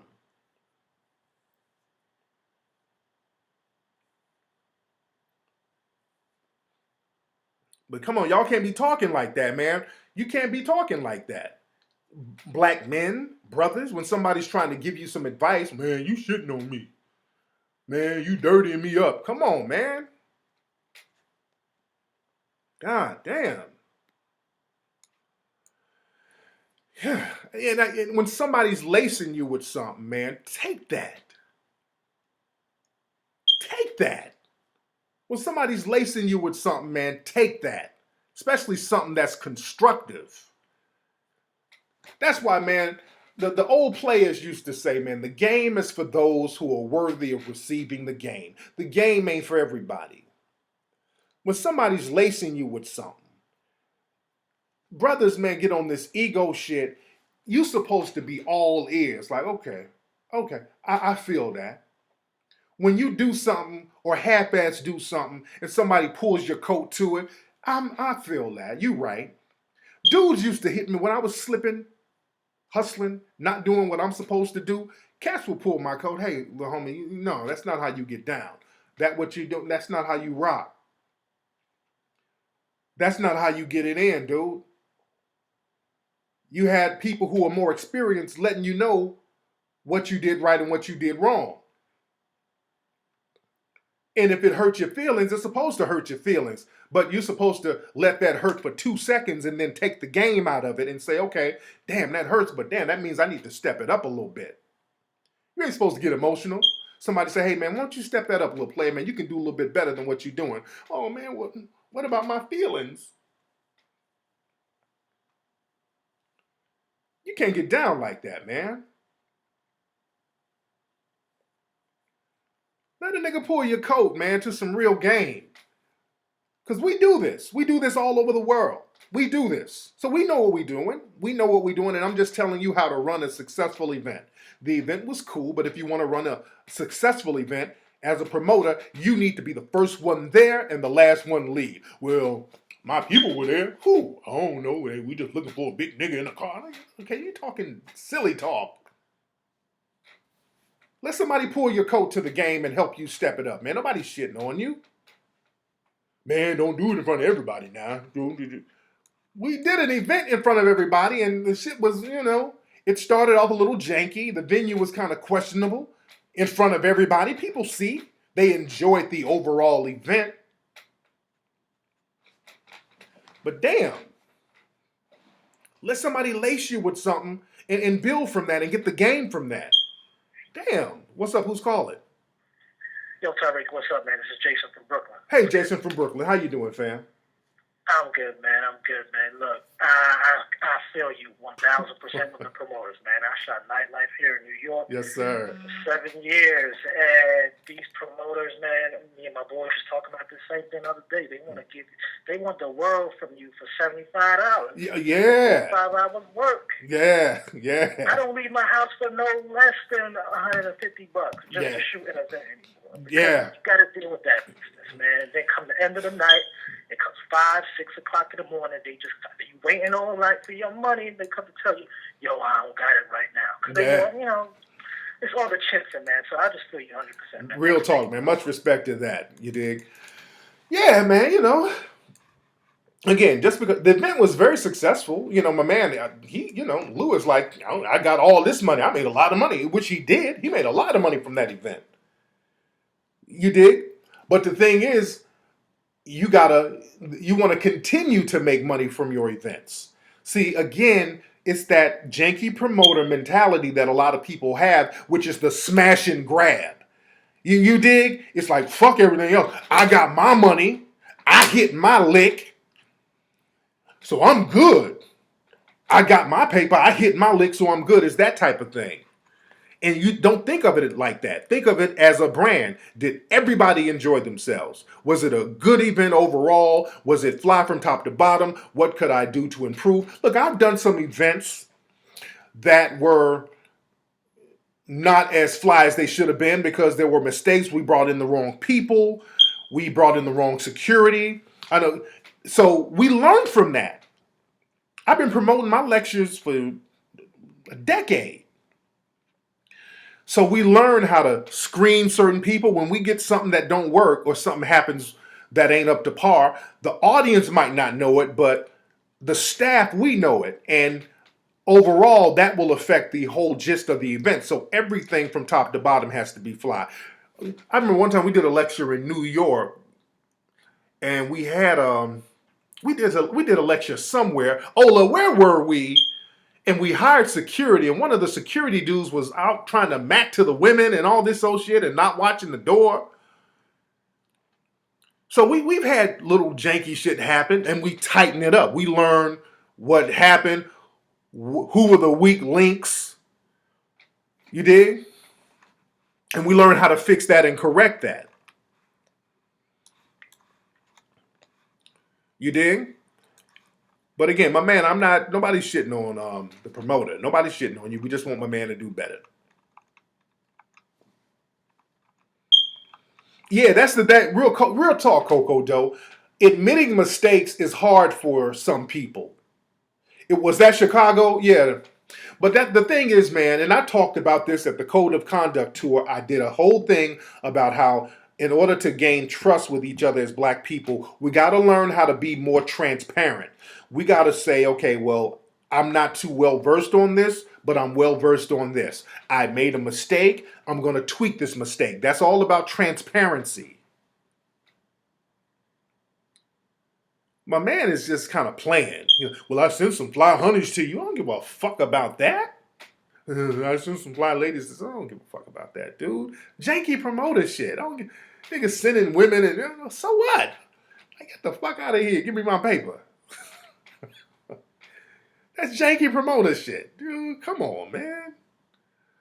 All right. Just constructive criticism. See, I was, my man kind of got under my skin a little bit with his responses. And Jonathan, guess what I'm gonna do? I'm banning your dumb ass out the room. Oh, man.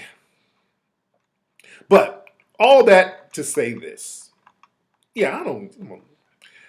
Women be throwing coochie. I don't be tripping on that shit. My wife was at the hotel. I wouldn't. Come on now. I wasn't thinking about that.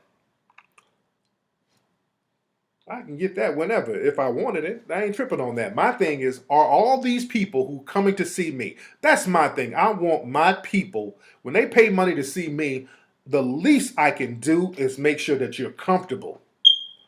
I don't want people's asses getting numb, sitting on some damn special ed students' chairs or whatever. I want people to be comfortable. People driving in from 4 and 5 hours to see me, man. At least they can sit down and just enjoy themselves for the night. That's all I want. That's my biggest concern. Let's see who we got on the phone. And shout out to Lou. Respect to Lou. Respect to my man's wife. Again, that sister was beautiful, man. Wonderful sister. On top of her game. What's up? Who's calling? Hey, what's up? This is Jimmy from the Bay again. Jimmy from the Bay again. When did you call before, Jimmy? You was at home the last time I called.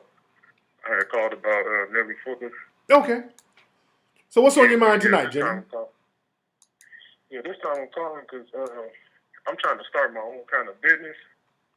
And I'm going through this website. I don't know if you ever heard of SocietyFix.com.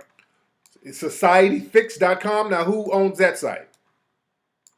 I really don't know, but they make, tote bags, pillows, and all types of stuff like that. And they put the art that you upload on there. And I would like to start my own business, doing basically what they're doing, but I don't really know what type of machines they use or nothing. So I was wondering, do you think I'm taking the right step with doing that? So you want to basically make bags and stuff like that? Yeah, like I want to do it myself, but the type of stuff they use to print, my artwork on there, it's like real high quality how they print it on, everything they print it on. So I'm having a hard time trying to, branch off from that. And all right, so basically you want to do embroidery. Stop, brother. You want to do like embroidery or something like that? Yeah, basically. Or screen printing. I'm just trying to get the gist of what you're trying to do, and that's what you need to do. You need to get the gist of what you want to do and be very specific. So you're trying to get into like pressing logos on T-shirts and bags and hats and silk screening and things like that. Yeah. But see, the thing is, it's not just any. Excuse me. It's not just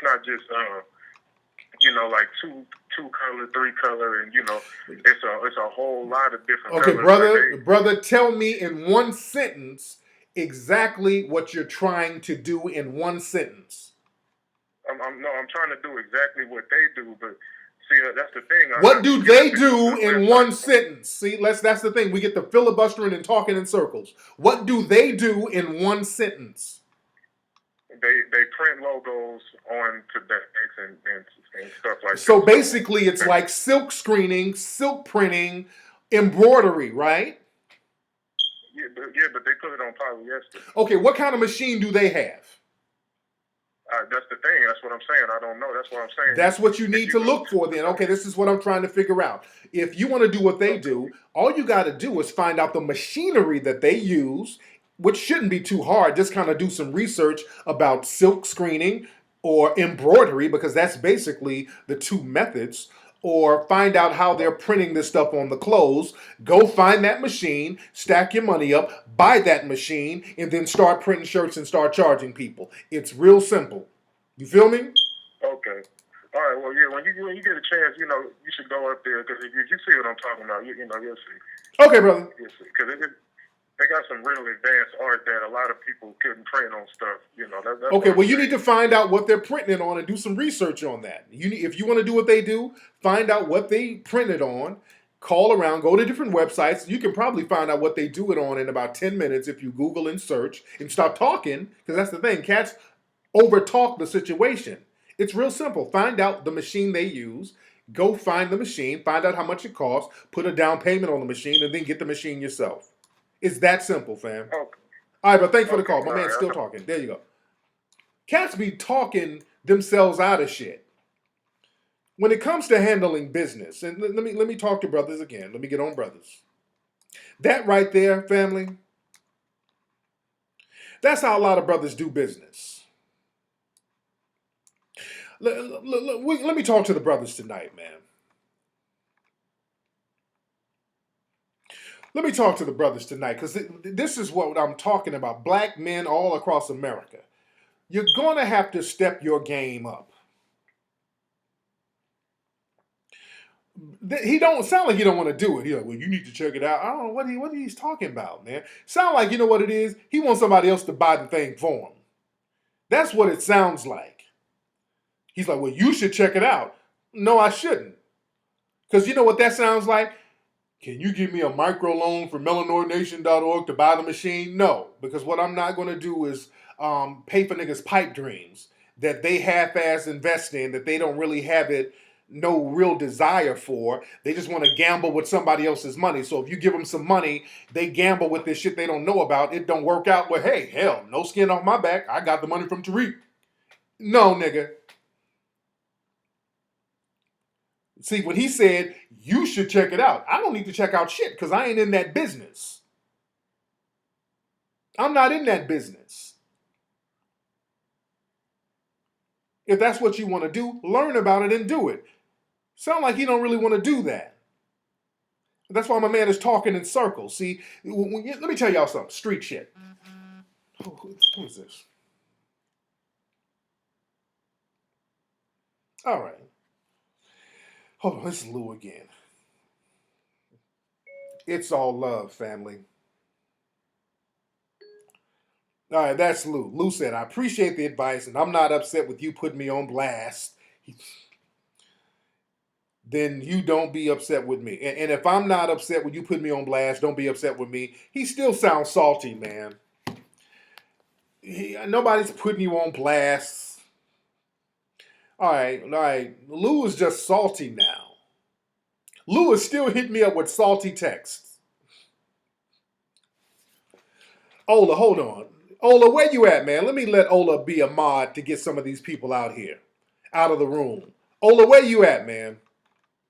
I'm about to let Ola be a mod to get some of these people out the room with the bullshit, man. Lou is still low-key mad. He's trying to act like he ain't mad.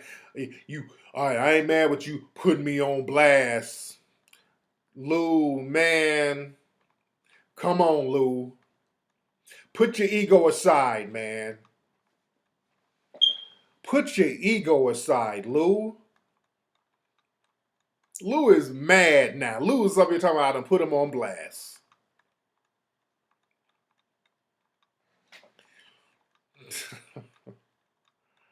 This nigga Lou.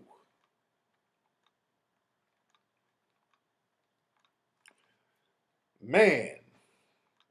Where's Ola? I gotta make Ola a mod, man. So we gotta get some of these people out of the room, man. Oh, man. Let's see who we got on the phone. What's up? Who's calling? Hello? All right. A lot of folks calling. What's up? Who's calling? Yeah, it's Ace from Toronto. Tariq, how you doing, man? Hey, what's up, man? Were you one of the guys at the lecture last night? No, I was at the lecture in Philly. Oh, okay. The first lecture in Philly. Oh, cool. What's on your mind, man? Down there. Yeah, I was calling because I have basically a situation, right?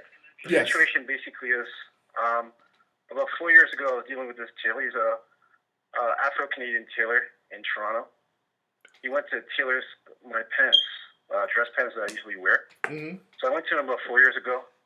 Things went left in terms of when I wanted the pants by at a certain time. So let's say, for example, last week I wanted the pants to be done for the week after.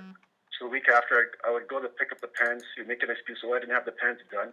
Come back next week. So eventually it got done, but it took a bit of time. Brothers weren't doing their stuff on time. So I had to pay him like $60, $70. So I didn't like the way things weren't done on time. Things weren't done on time at all. So this is like 4 years ago. So I didn't bother with him anymore. I went somewhere else. Okay. So 4 years later, I went to the same tailor again. This time he had an assistant. I thought things would improve. So the last week in June, I went to the tailor again to custom made. I had to get a suit custom made. I had to get that done. I didn't pay him up front. So I told him I want the suit done in 2 weeks. This was last Friday. I wanted to get it picked up last Friday. So man, Friday, if you don't get to the goddamn point, man, what is the point? Of what the fuck you talking about? Don't worry, I'll get to the point. The point basically is, I just want to know basically. He up to now he said he doesn't. The suit's not ready. He made up some excuse about the suit not being ready. Oh, I forgot about it. It's not ready. I didn't pay him the money as yet. So do you think I should follow up with him and find out if the suit's ready or not, or just don't even call him back and just move on to have somebody else custom made my suit? So I didn't pay him any money up front at all. I just want to know if I should stick with him or just move on and not waste any more time. Like he's been dodging me around and dicking around with me. I just want your opinion.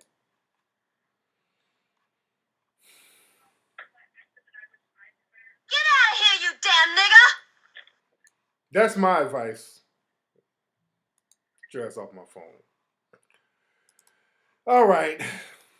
Wasting my time with a dumbass question. What the fuck is you talking about? Don't call asking me no silly ass shit that don't make no sense. What the hell is you talking about? With some long ass Judge Judy ass shit. Take that shit to the people's court.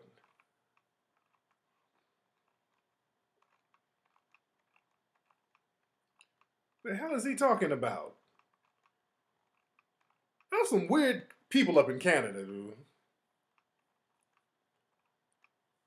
I don't know what he was talking about. He lost me. Somebody did his pants and then they messed his pants up.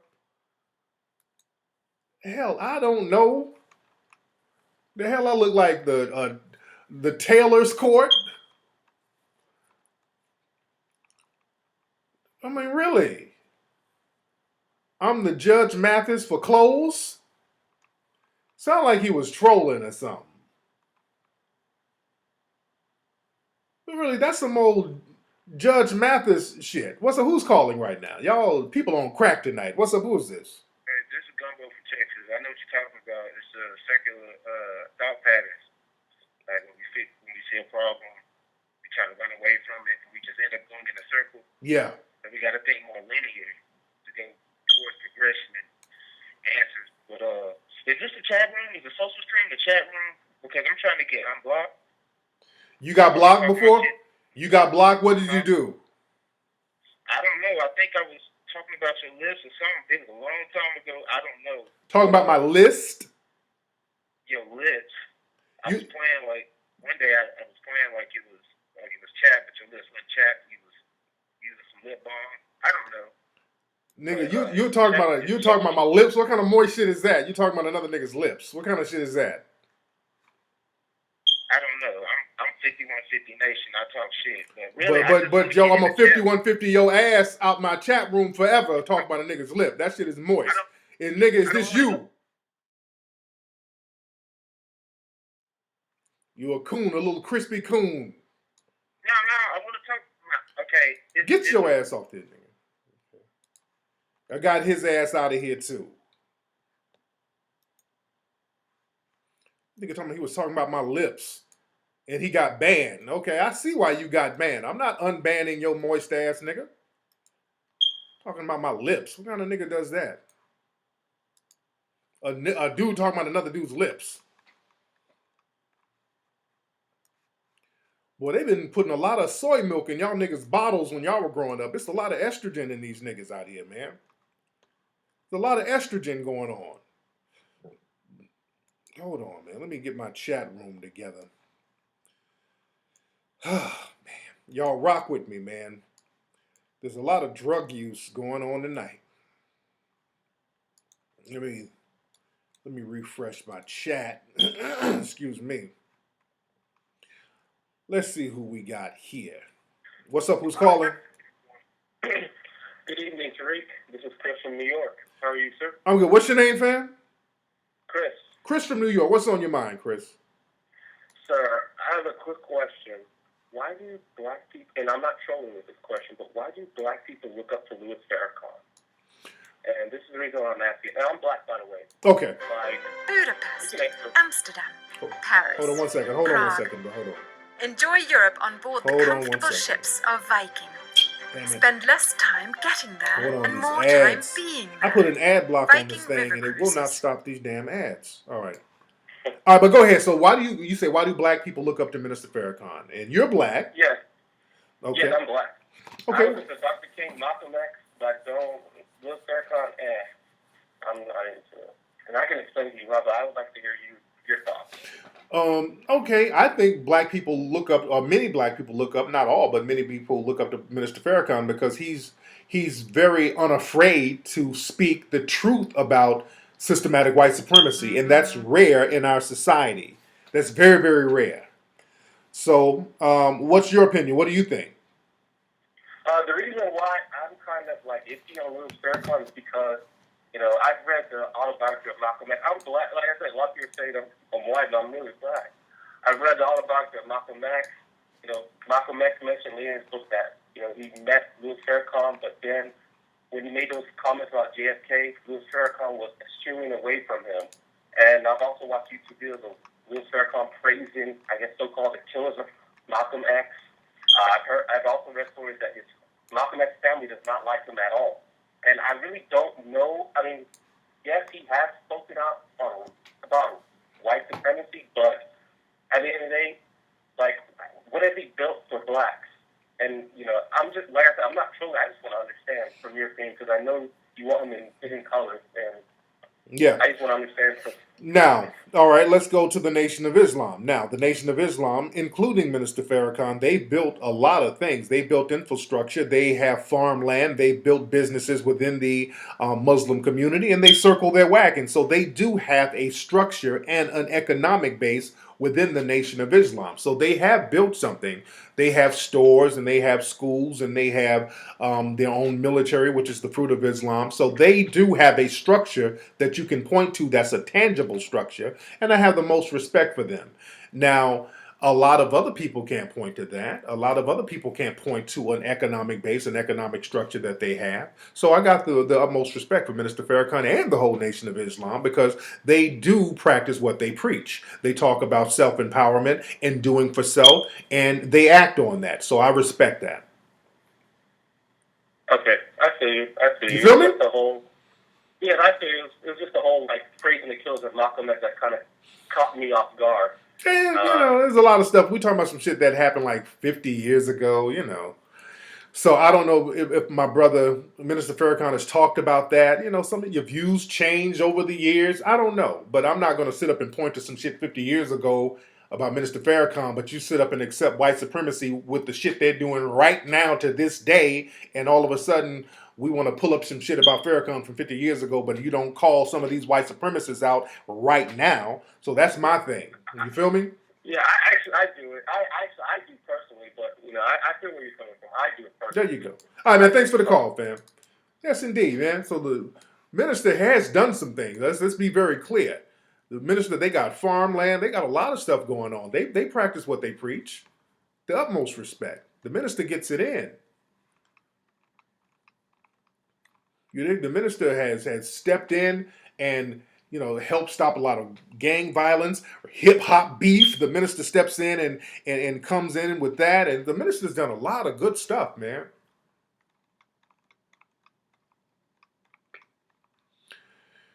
Man.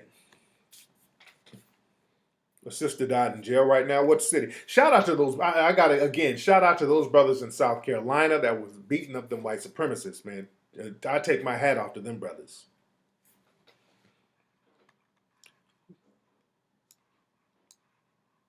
Shout out to, is El Chapo still on the loose? They got El Chapo still on the loose. They still printing out stories that El Chapo is trying to get at Donald Trump, because I know the Hispanic community has been getting at Donald Trump heavy. The Hispanic community, they've been in Donald Trump's ass. They've been getting on him heavy. Did y'all see that video I posted up on Facebook of the security guard at El Chapo's prison? Did y'all see that video I posted? The reason why El Chapo got out because of his security guard, the guy who was working at the prison. Well, check. This is the security. I'm playing again. This is the security guard at El Chapo's prison. This is how he got out because the guard was slipping. Oh.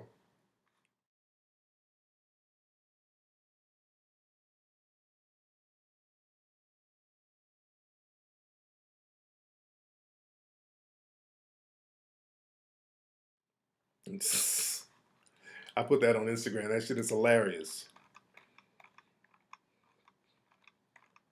Man. All right, we got somebody from Detroit calling. What's up? Who's calling? What's up, bro? This is Kareem in Detroit, man. Kareem from Detroit. How you doing, Kareem? I'm good, man. I'm good, bro. I was there at the lectures yesterday. Oh, cool. Yeah, man, it's all good. Been following you for about the last 2 years. First time I had the opportunity to see you. And I hope, homeboy, man, I hope Louis gets to hear the beginning of the show, man. It sounded to me like his circle, man. You know, his circle of friends or whoever was hitting him up, they was trying to cause a little drama, man. It sounded like that. Yeah. Whoever Lou was rocking with, telling them that I was hating on him and all that. That's some bitch made nigga shit. Because I wasn't hating on the dude. I was just trying to talk real grown man talk. But if those are the kind of dudes my man is rocking with, man, I can see where that emotional shit come from, man. Where somebody's giving you constructive criticism and dudes get butt hurt and start, oh, he's attacking me and he's dirting me up and come on, dude. Right, definitely, man. I'm gonna tell you, man, it took me about 40 minutes trying to find that place, man, and just trying to find the spot. I already knew, man. I could already feel your minor pain. I was like, oh man, I know Tariq probably tripping on this, man, on this location because I already know how you get down. I didn't even really. I mean, overall it was good, but you're right, man. I mean, the venue was a little, you know what I mean. So hopefully he will learn from it, man, and get better with it. No doubt. You know what I mean? No doubt, man. Thanks for the call. One thing I do. Oh shit! I was hanging up the phone on the brother while I was saying that. Sorry about that, man. I was already hanging the phone up when you were about to squeeze in your other question. I didn't mean to do that, fam. But yeah, that was another thing, man. Again, I'm not trying to shit on my dude, but do y'all know how difficult it was for people to find the actual building? Because that was another thing.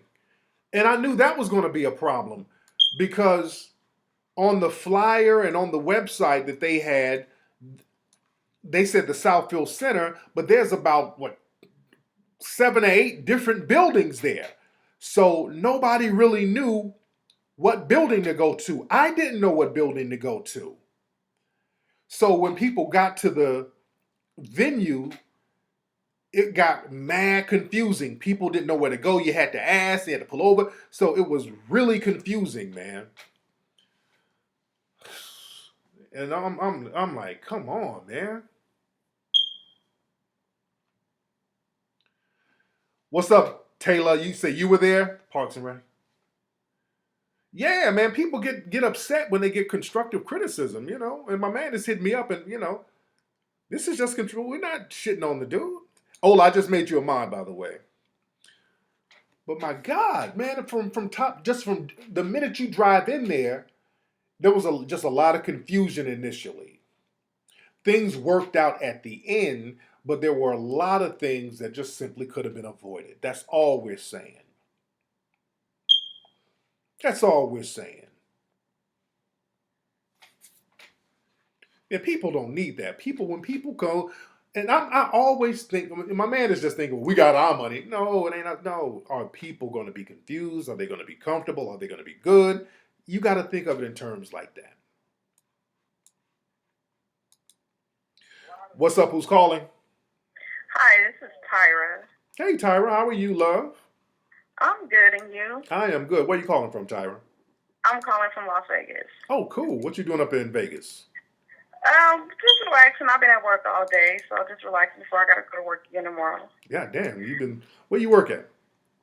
I work for an auto financing company. Oh, cool. So what's on your mind, young lady? Well, I have a relationship question. Okay. So I just broke up with my boyfriend a couple of months ago, and he doesn't seem to be getting the picture. And he's still trying to get me to take him back. And I'm just through with the relationship. And I had to block him on everything. I had to block his phone number, block Facebook, all sources of social media, everything. But he's still trying to he's sending my mama friend requests on Facebook. The thirst doing is everything real. to get me to take him back. Wow. And so I told him that I sent him a message. I told him I'd call him tonight and we'll have a discussion. But he's really hurting, and I know he loves me, but I'm just done with the relationship. And I just need to know, how do I just break it off with him to just let him know that we can be friends, but I don't want to be in a relationship anymore? Well, the thing is, with these dudes, look, don't let these dudes punk you into being in a relationship with you. You And dig? he's done that. He has done that, and I stayed longer when I didn't want to be in a relationship. Exactly. Don't let these dudes do that. Don't let them start punking you and bulldozing their way into a relationship. See, my brother Chris Brown it looked like he was kind of doing that with Carucci. Where Chris Brown was kind of sending little veiled threats to Tyson Beckford and all these people for taking pictures with her, and he's hopping in her car and all that old stuff. That was a very bad look. And a lot of dudes, they get down like that. They start bulldogging their way into the relationship, acting sad and being very dramatic and calling your mama and calling your cousin and sending you pictures and sending you puppies and taking you skating and all this old stuff. And you just gotta be real straight up and down and just say, hey, look, I'm not with that. Don't have sex with the dude. Don't let him lick you up and all this old shit, because that's what happens a lot of times too. The dude come over and he talks you into letting him lick you up, and then stuff happens, and now this nigga think he's back in, and you can't play that game with these dudes. You dig? Yeah, I mean, well, it's a long distance relationship, so he can't I'm not letting it, and I'm like, we can't be together. It's just not working. It's long distance? Yes, it's long distance, and he still doesn't get. Girl, you better put a damn block on his phone number. Fuck out of here. Block that nigga off the phone. If it's long distance, you don't even see this nigga. You block that nigga on Facebook. Block him on Twitter. You can block people on phones, Instagram. You can block him and get him out your life. He'll get the picture then. It's that simple. I'm thinking it's a nigga who's just running up on you. I've done all that, and it's been 2 months, and he's still trying. Let him try. Let him know there's a new nigga in town. Do you got any new dude prospects? I'm getting back out there. I'm talking to other people, but I'm just trying to take it slow. Now how old are you? How old are you, T? I'm 39. Okay, so you talking to new dudes? You getting out there in the game? Yeah, I'm getting out there. Because I got video footage of you out here campaigning for dudes. I got video footage of you. Now, is this you right here? Hold on. I'm 386 pounds, cute in the face, thick in the waist, and can please any man's taste.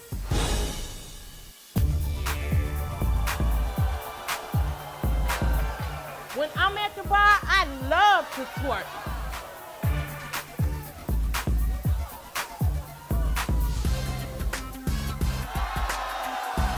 At the grocery store, I twerk. I twerk while I'm getting lunch. I twerk while I'm hanging in the park. Oh, man, there it is right there. She's campaigning. I made a mistake and hung up on her. I wanted to talk to her some more. I made a mistake and hung up on her. So she's out there in the game. So she's getting it back in. Somebody said, Beachbody said them shorts stink. Let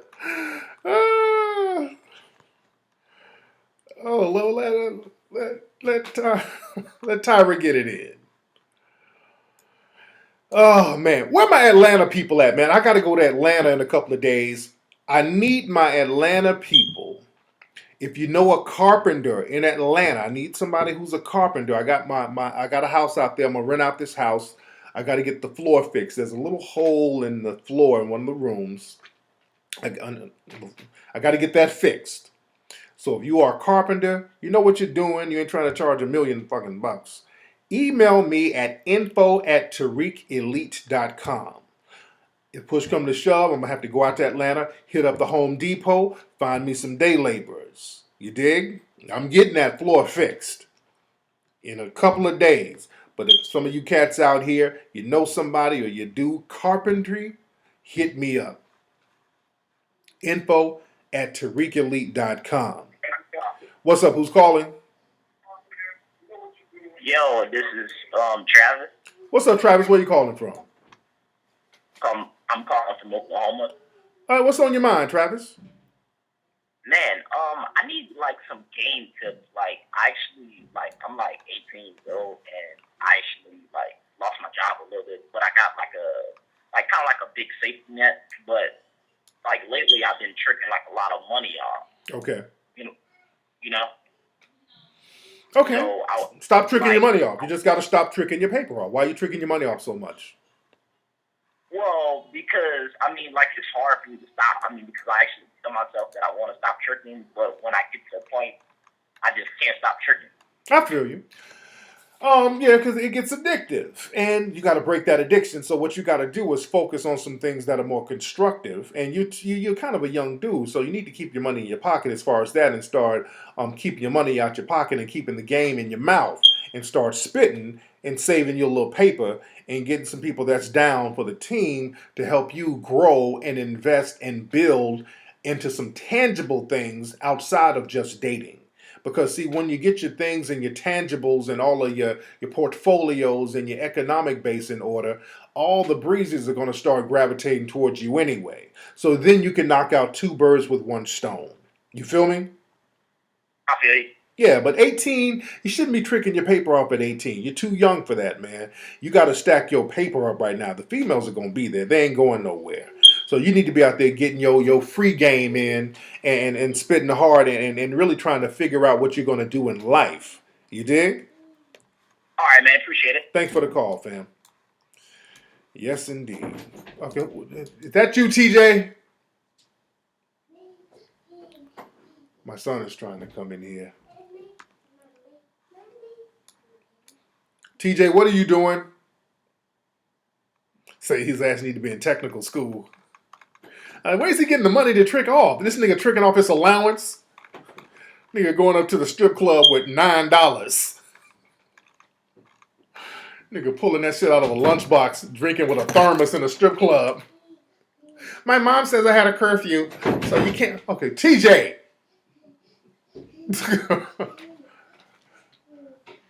TJ trying to break the door down like Freddy Krueger.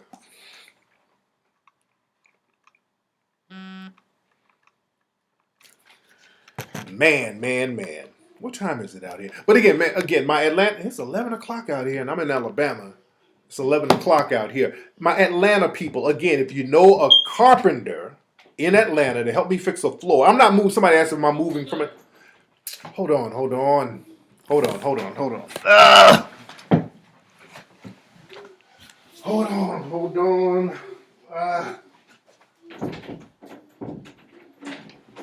What is he doing? What's up, buddy? Hold on, let me look at. What are you doing? Don't let him tear up stuff in here, man.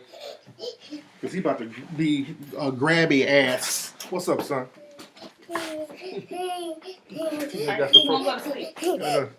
My son's time is all off. He's up running around. Look at that head. He look like Macy Gray. Yeah, what y'all put on his head? What y'all put on my son's head? I need to find some pink oil moisturizer in the house.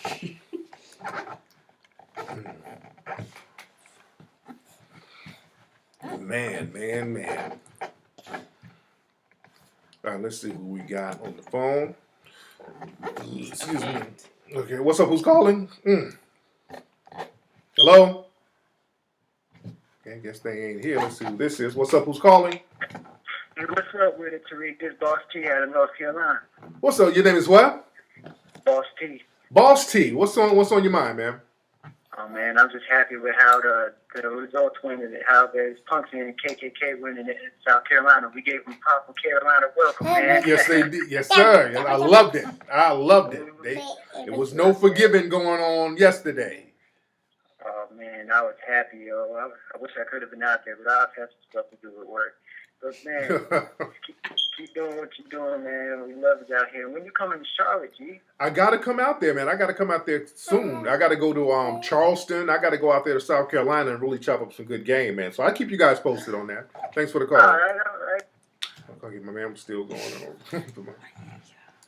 I am. What, is Mom sleeping? Okay. Where's the seal? Okay. I'm about to be in there. I'm looking at some of my old pictures. Let me show you one of my baby pictures. Hold on. No. Well, look at my baby picture, nigga. I got on some Jackson 5 pants. Hold on.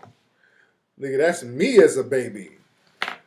I look like a grown man in the face. You look like a seer in the face. I do look like a seer. I had some big ass lips. Hold on. No, TJ, stop. That's me. I'm gonna keep these old pictures of me. I got on some Jackson 5 pants. Like I was about to get up and do a damn two-step. Give me my chapstick, man. TJ, why you giving me my Keep on grab that then. Nigga, I had on the plaid, tweed, polyester pants on y'all ass. Hold on.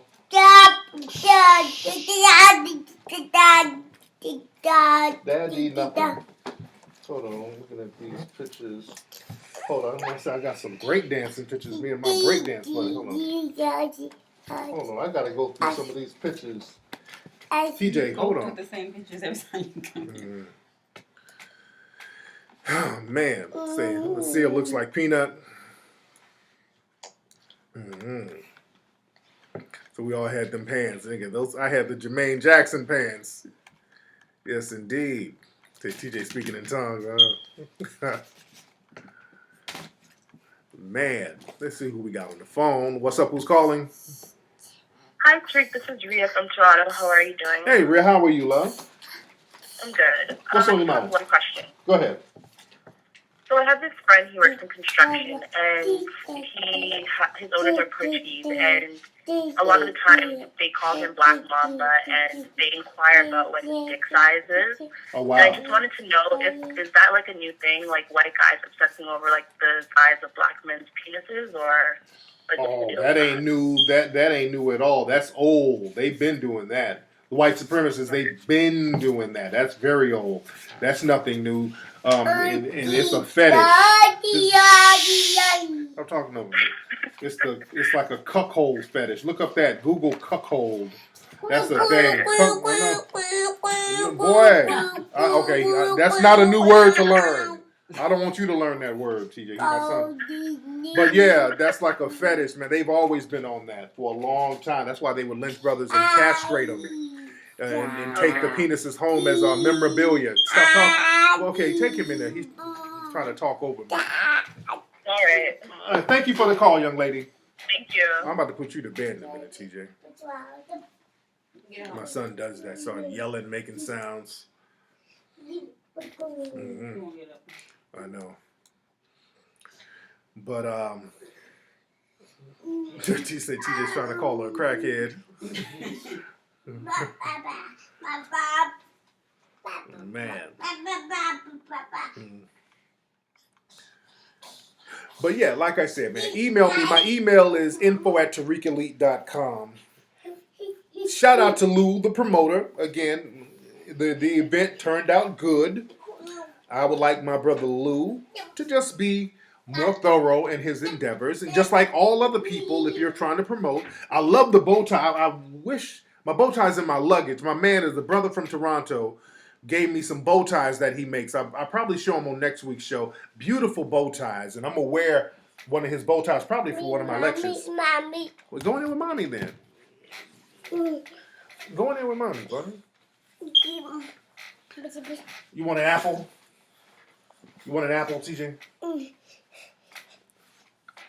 on, let me put on some music for you. Apple. Am I version Bernie Sanders? Apple.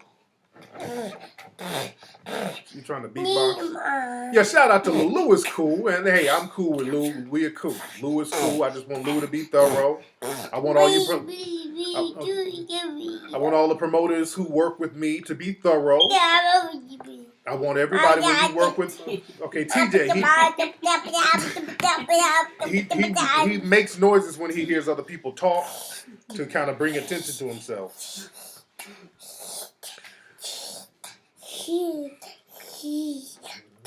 Yeah, I think TJ looks like me. But I'm out here in Birmingham. Where are my radio people? I might do some radio stuff while I'm out here. I don't know which stations are popping. Where are my Birmingham people at? Take him in here. I'm trying to finish up the show. Going there with mommy. Okay. Hold on. What did he do? What did he do? He just did something. All right. All right.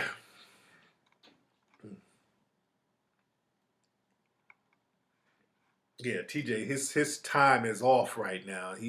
We still on LA time, so he's so off. We went to LA to Detroit, and then from Detroit to here, so he's been in 3 different time zones, so he's all over the place. You dig? But I was saying something. I forgot what I was saying. Oh yeah, radio in Birmingham. I don't know what radio stations are popping out here, but my radio people, I will do a couple of interviews out here. I think they got 95.7 Jam. So all my Birmingham DJs, y'all hit me up at info@tariqelite.com.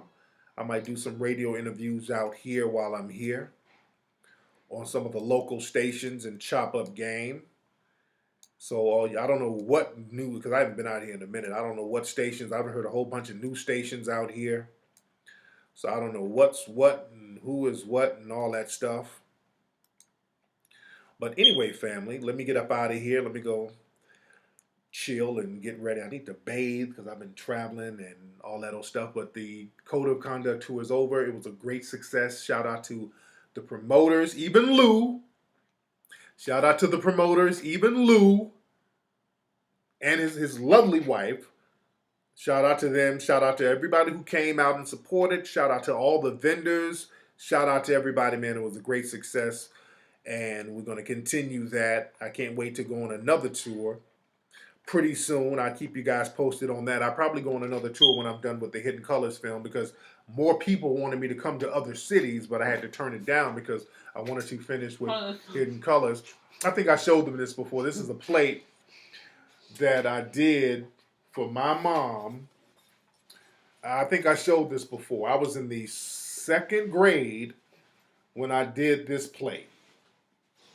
It was a Christmas plate I did. And this is it. Let me show y'all this before I go. I showed this before on Ustream. Let me show it again. There you go. This is my Christmas plate I did in the 2nd grade. My mom has had this since the 2nd grade. I did this. You know, this is how thorough I was. I made my Santa Claus black. He has a green nose, but that motherfucker is black. And it says, ho, ho, ho, Merry Christmas. I spelled Christmas wrong. I was only in the 2nd grade, so I was trying. Look at this. Christmas, mama and daddy. No, I spelled daddy wrong. I spelled Christmas wrong twice. This is a happy Christmas. CARISTASTMAS for mama and daddy. I was a little dyslexic with my D's, so I put 2 B's. Dabby. I love you, mama and babby. I was spelling this shit wrong 2 or 3 times. That's cute.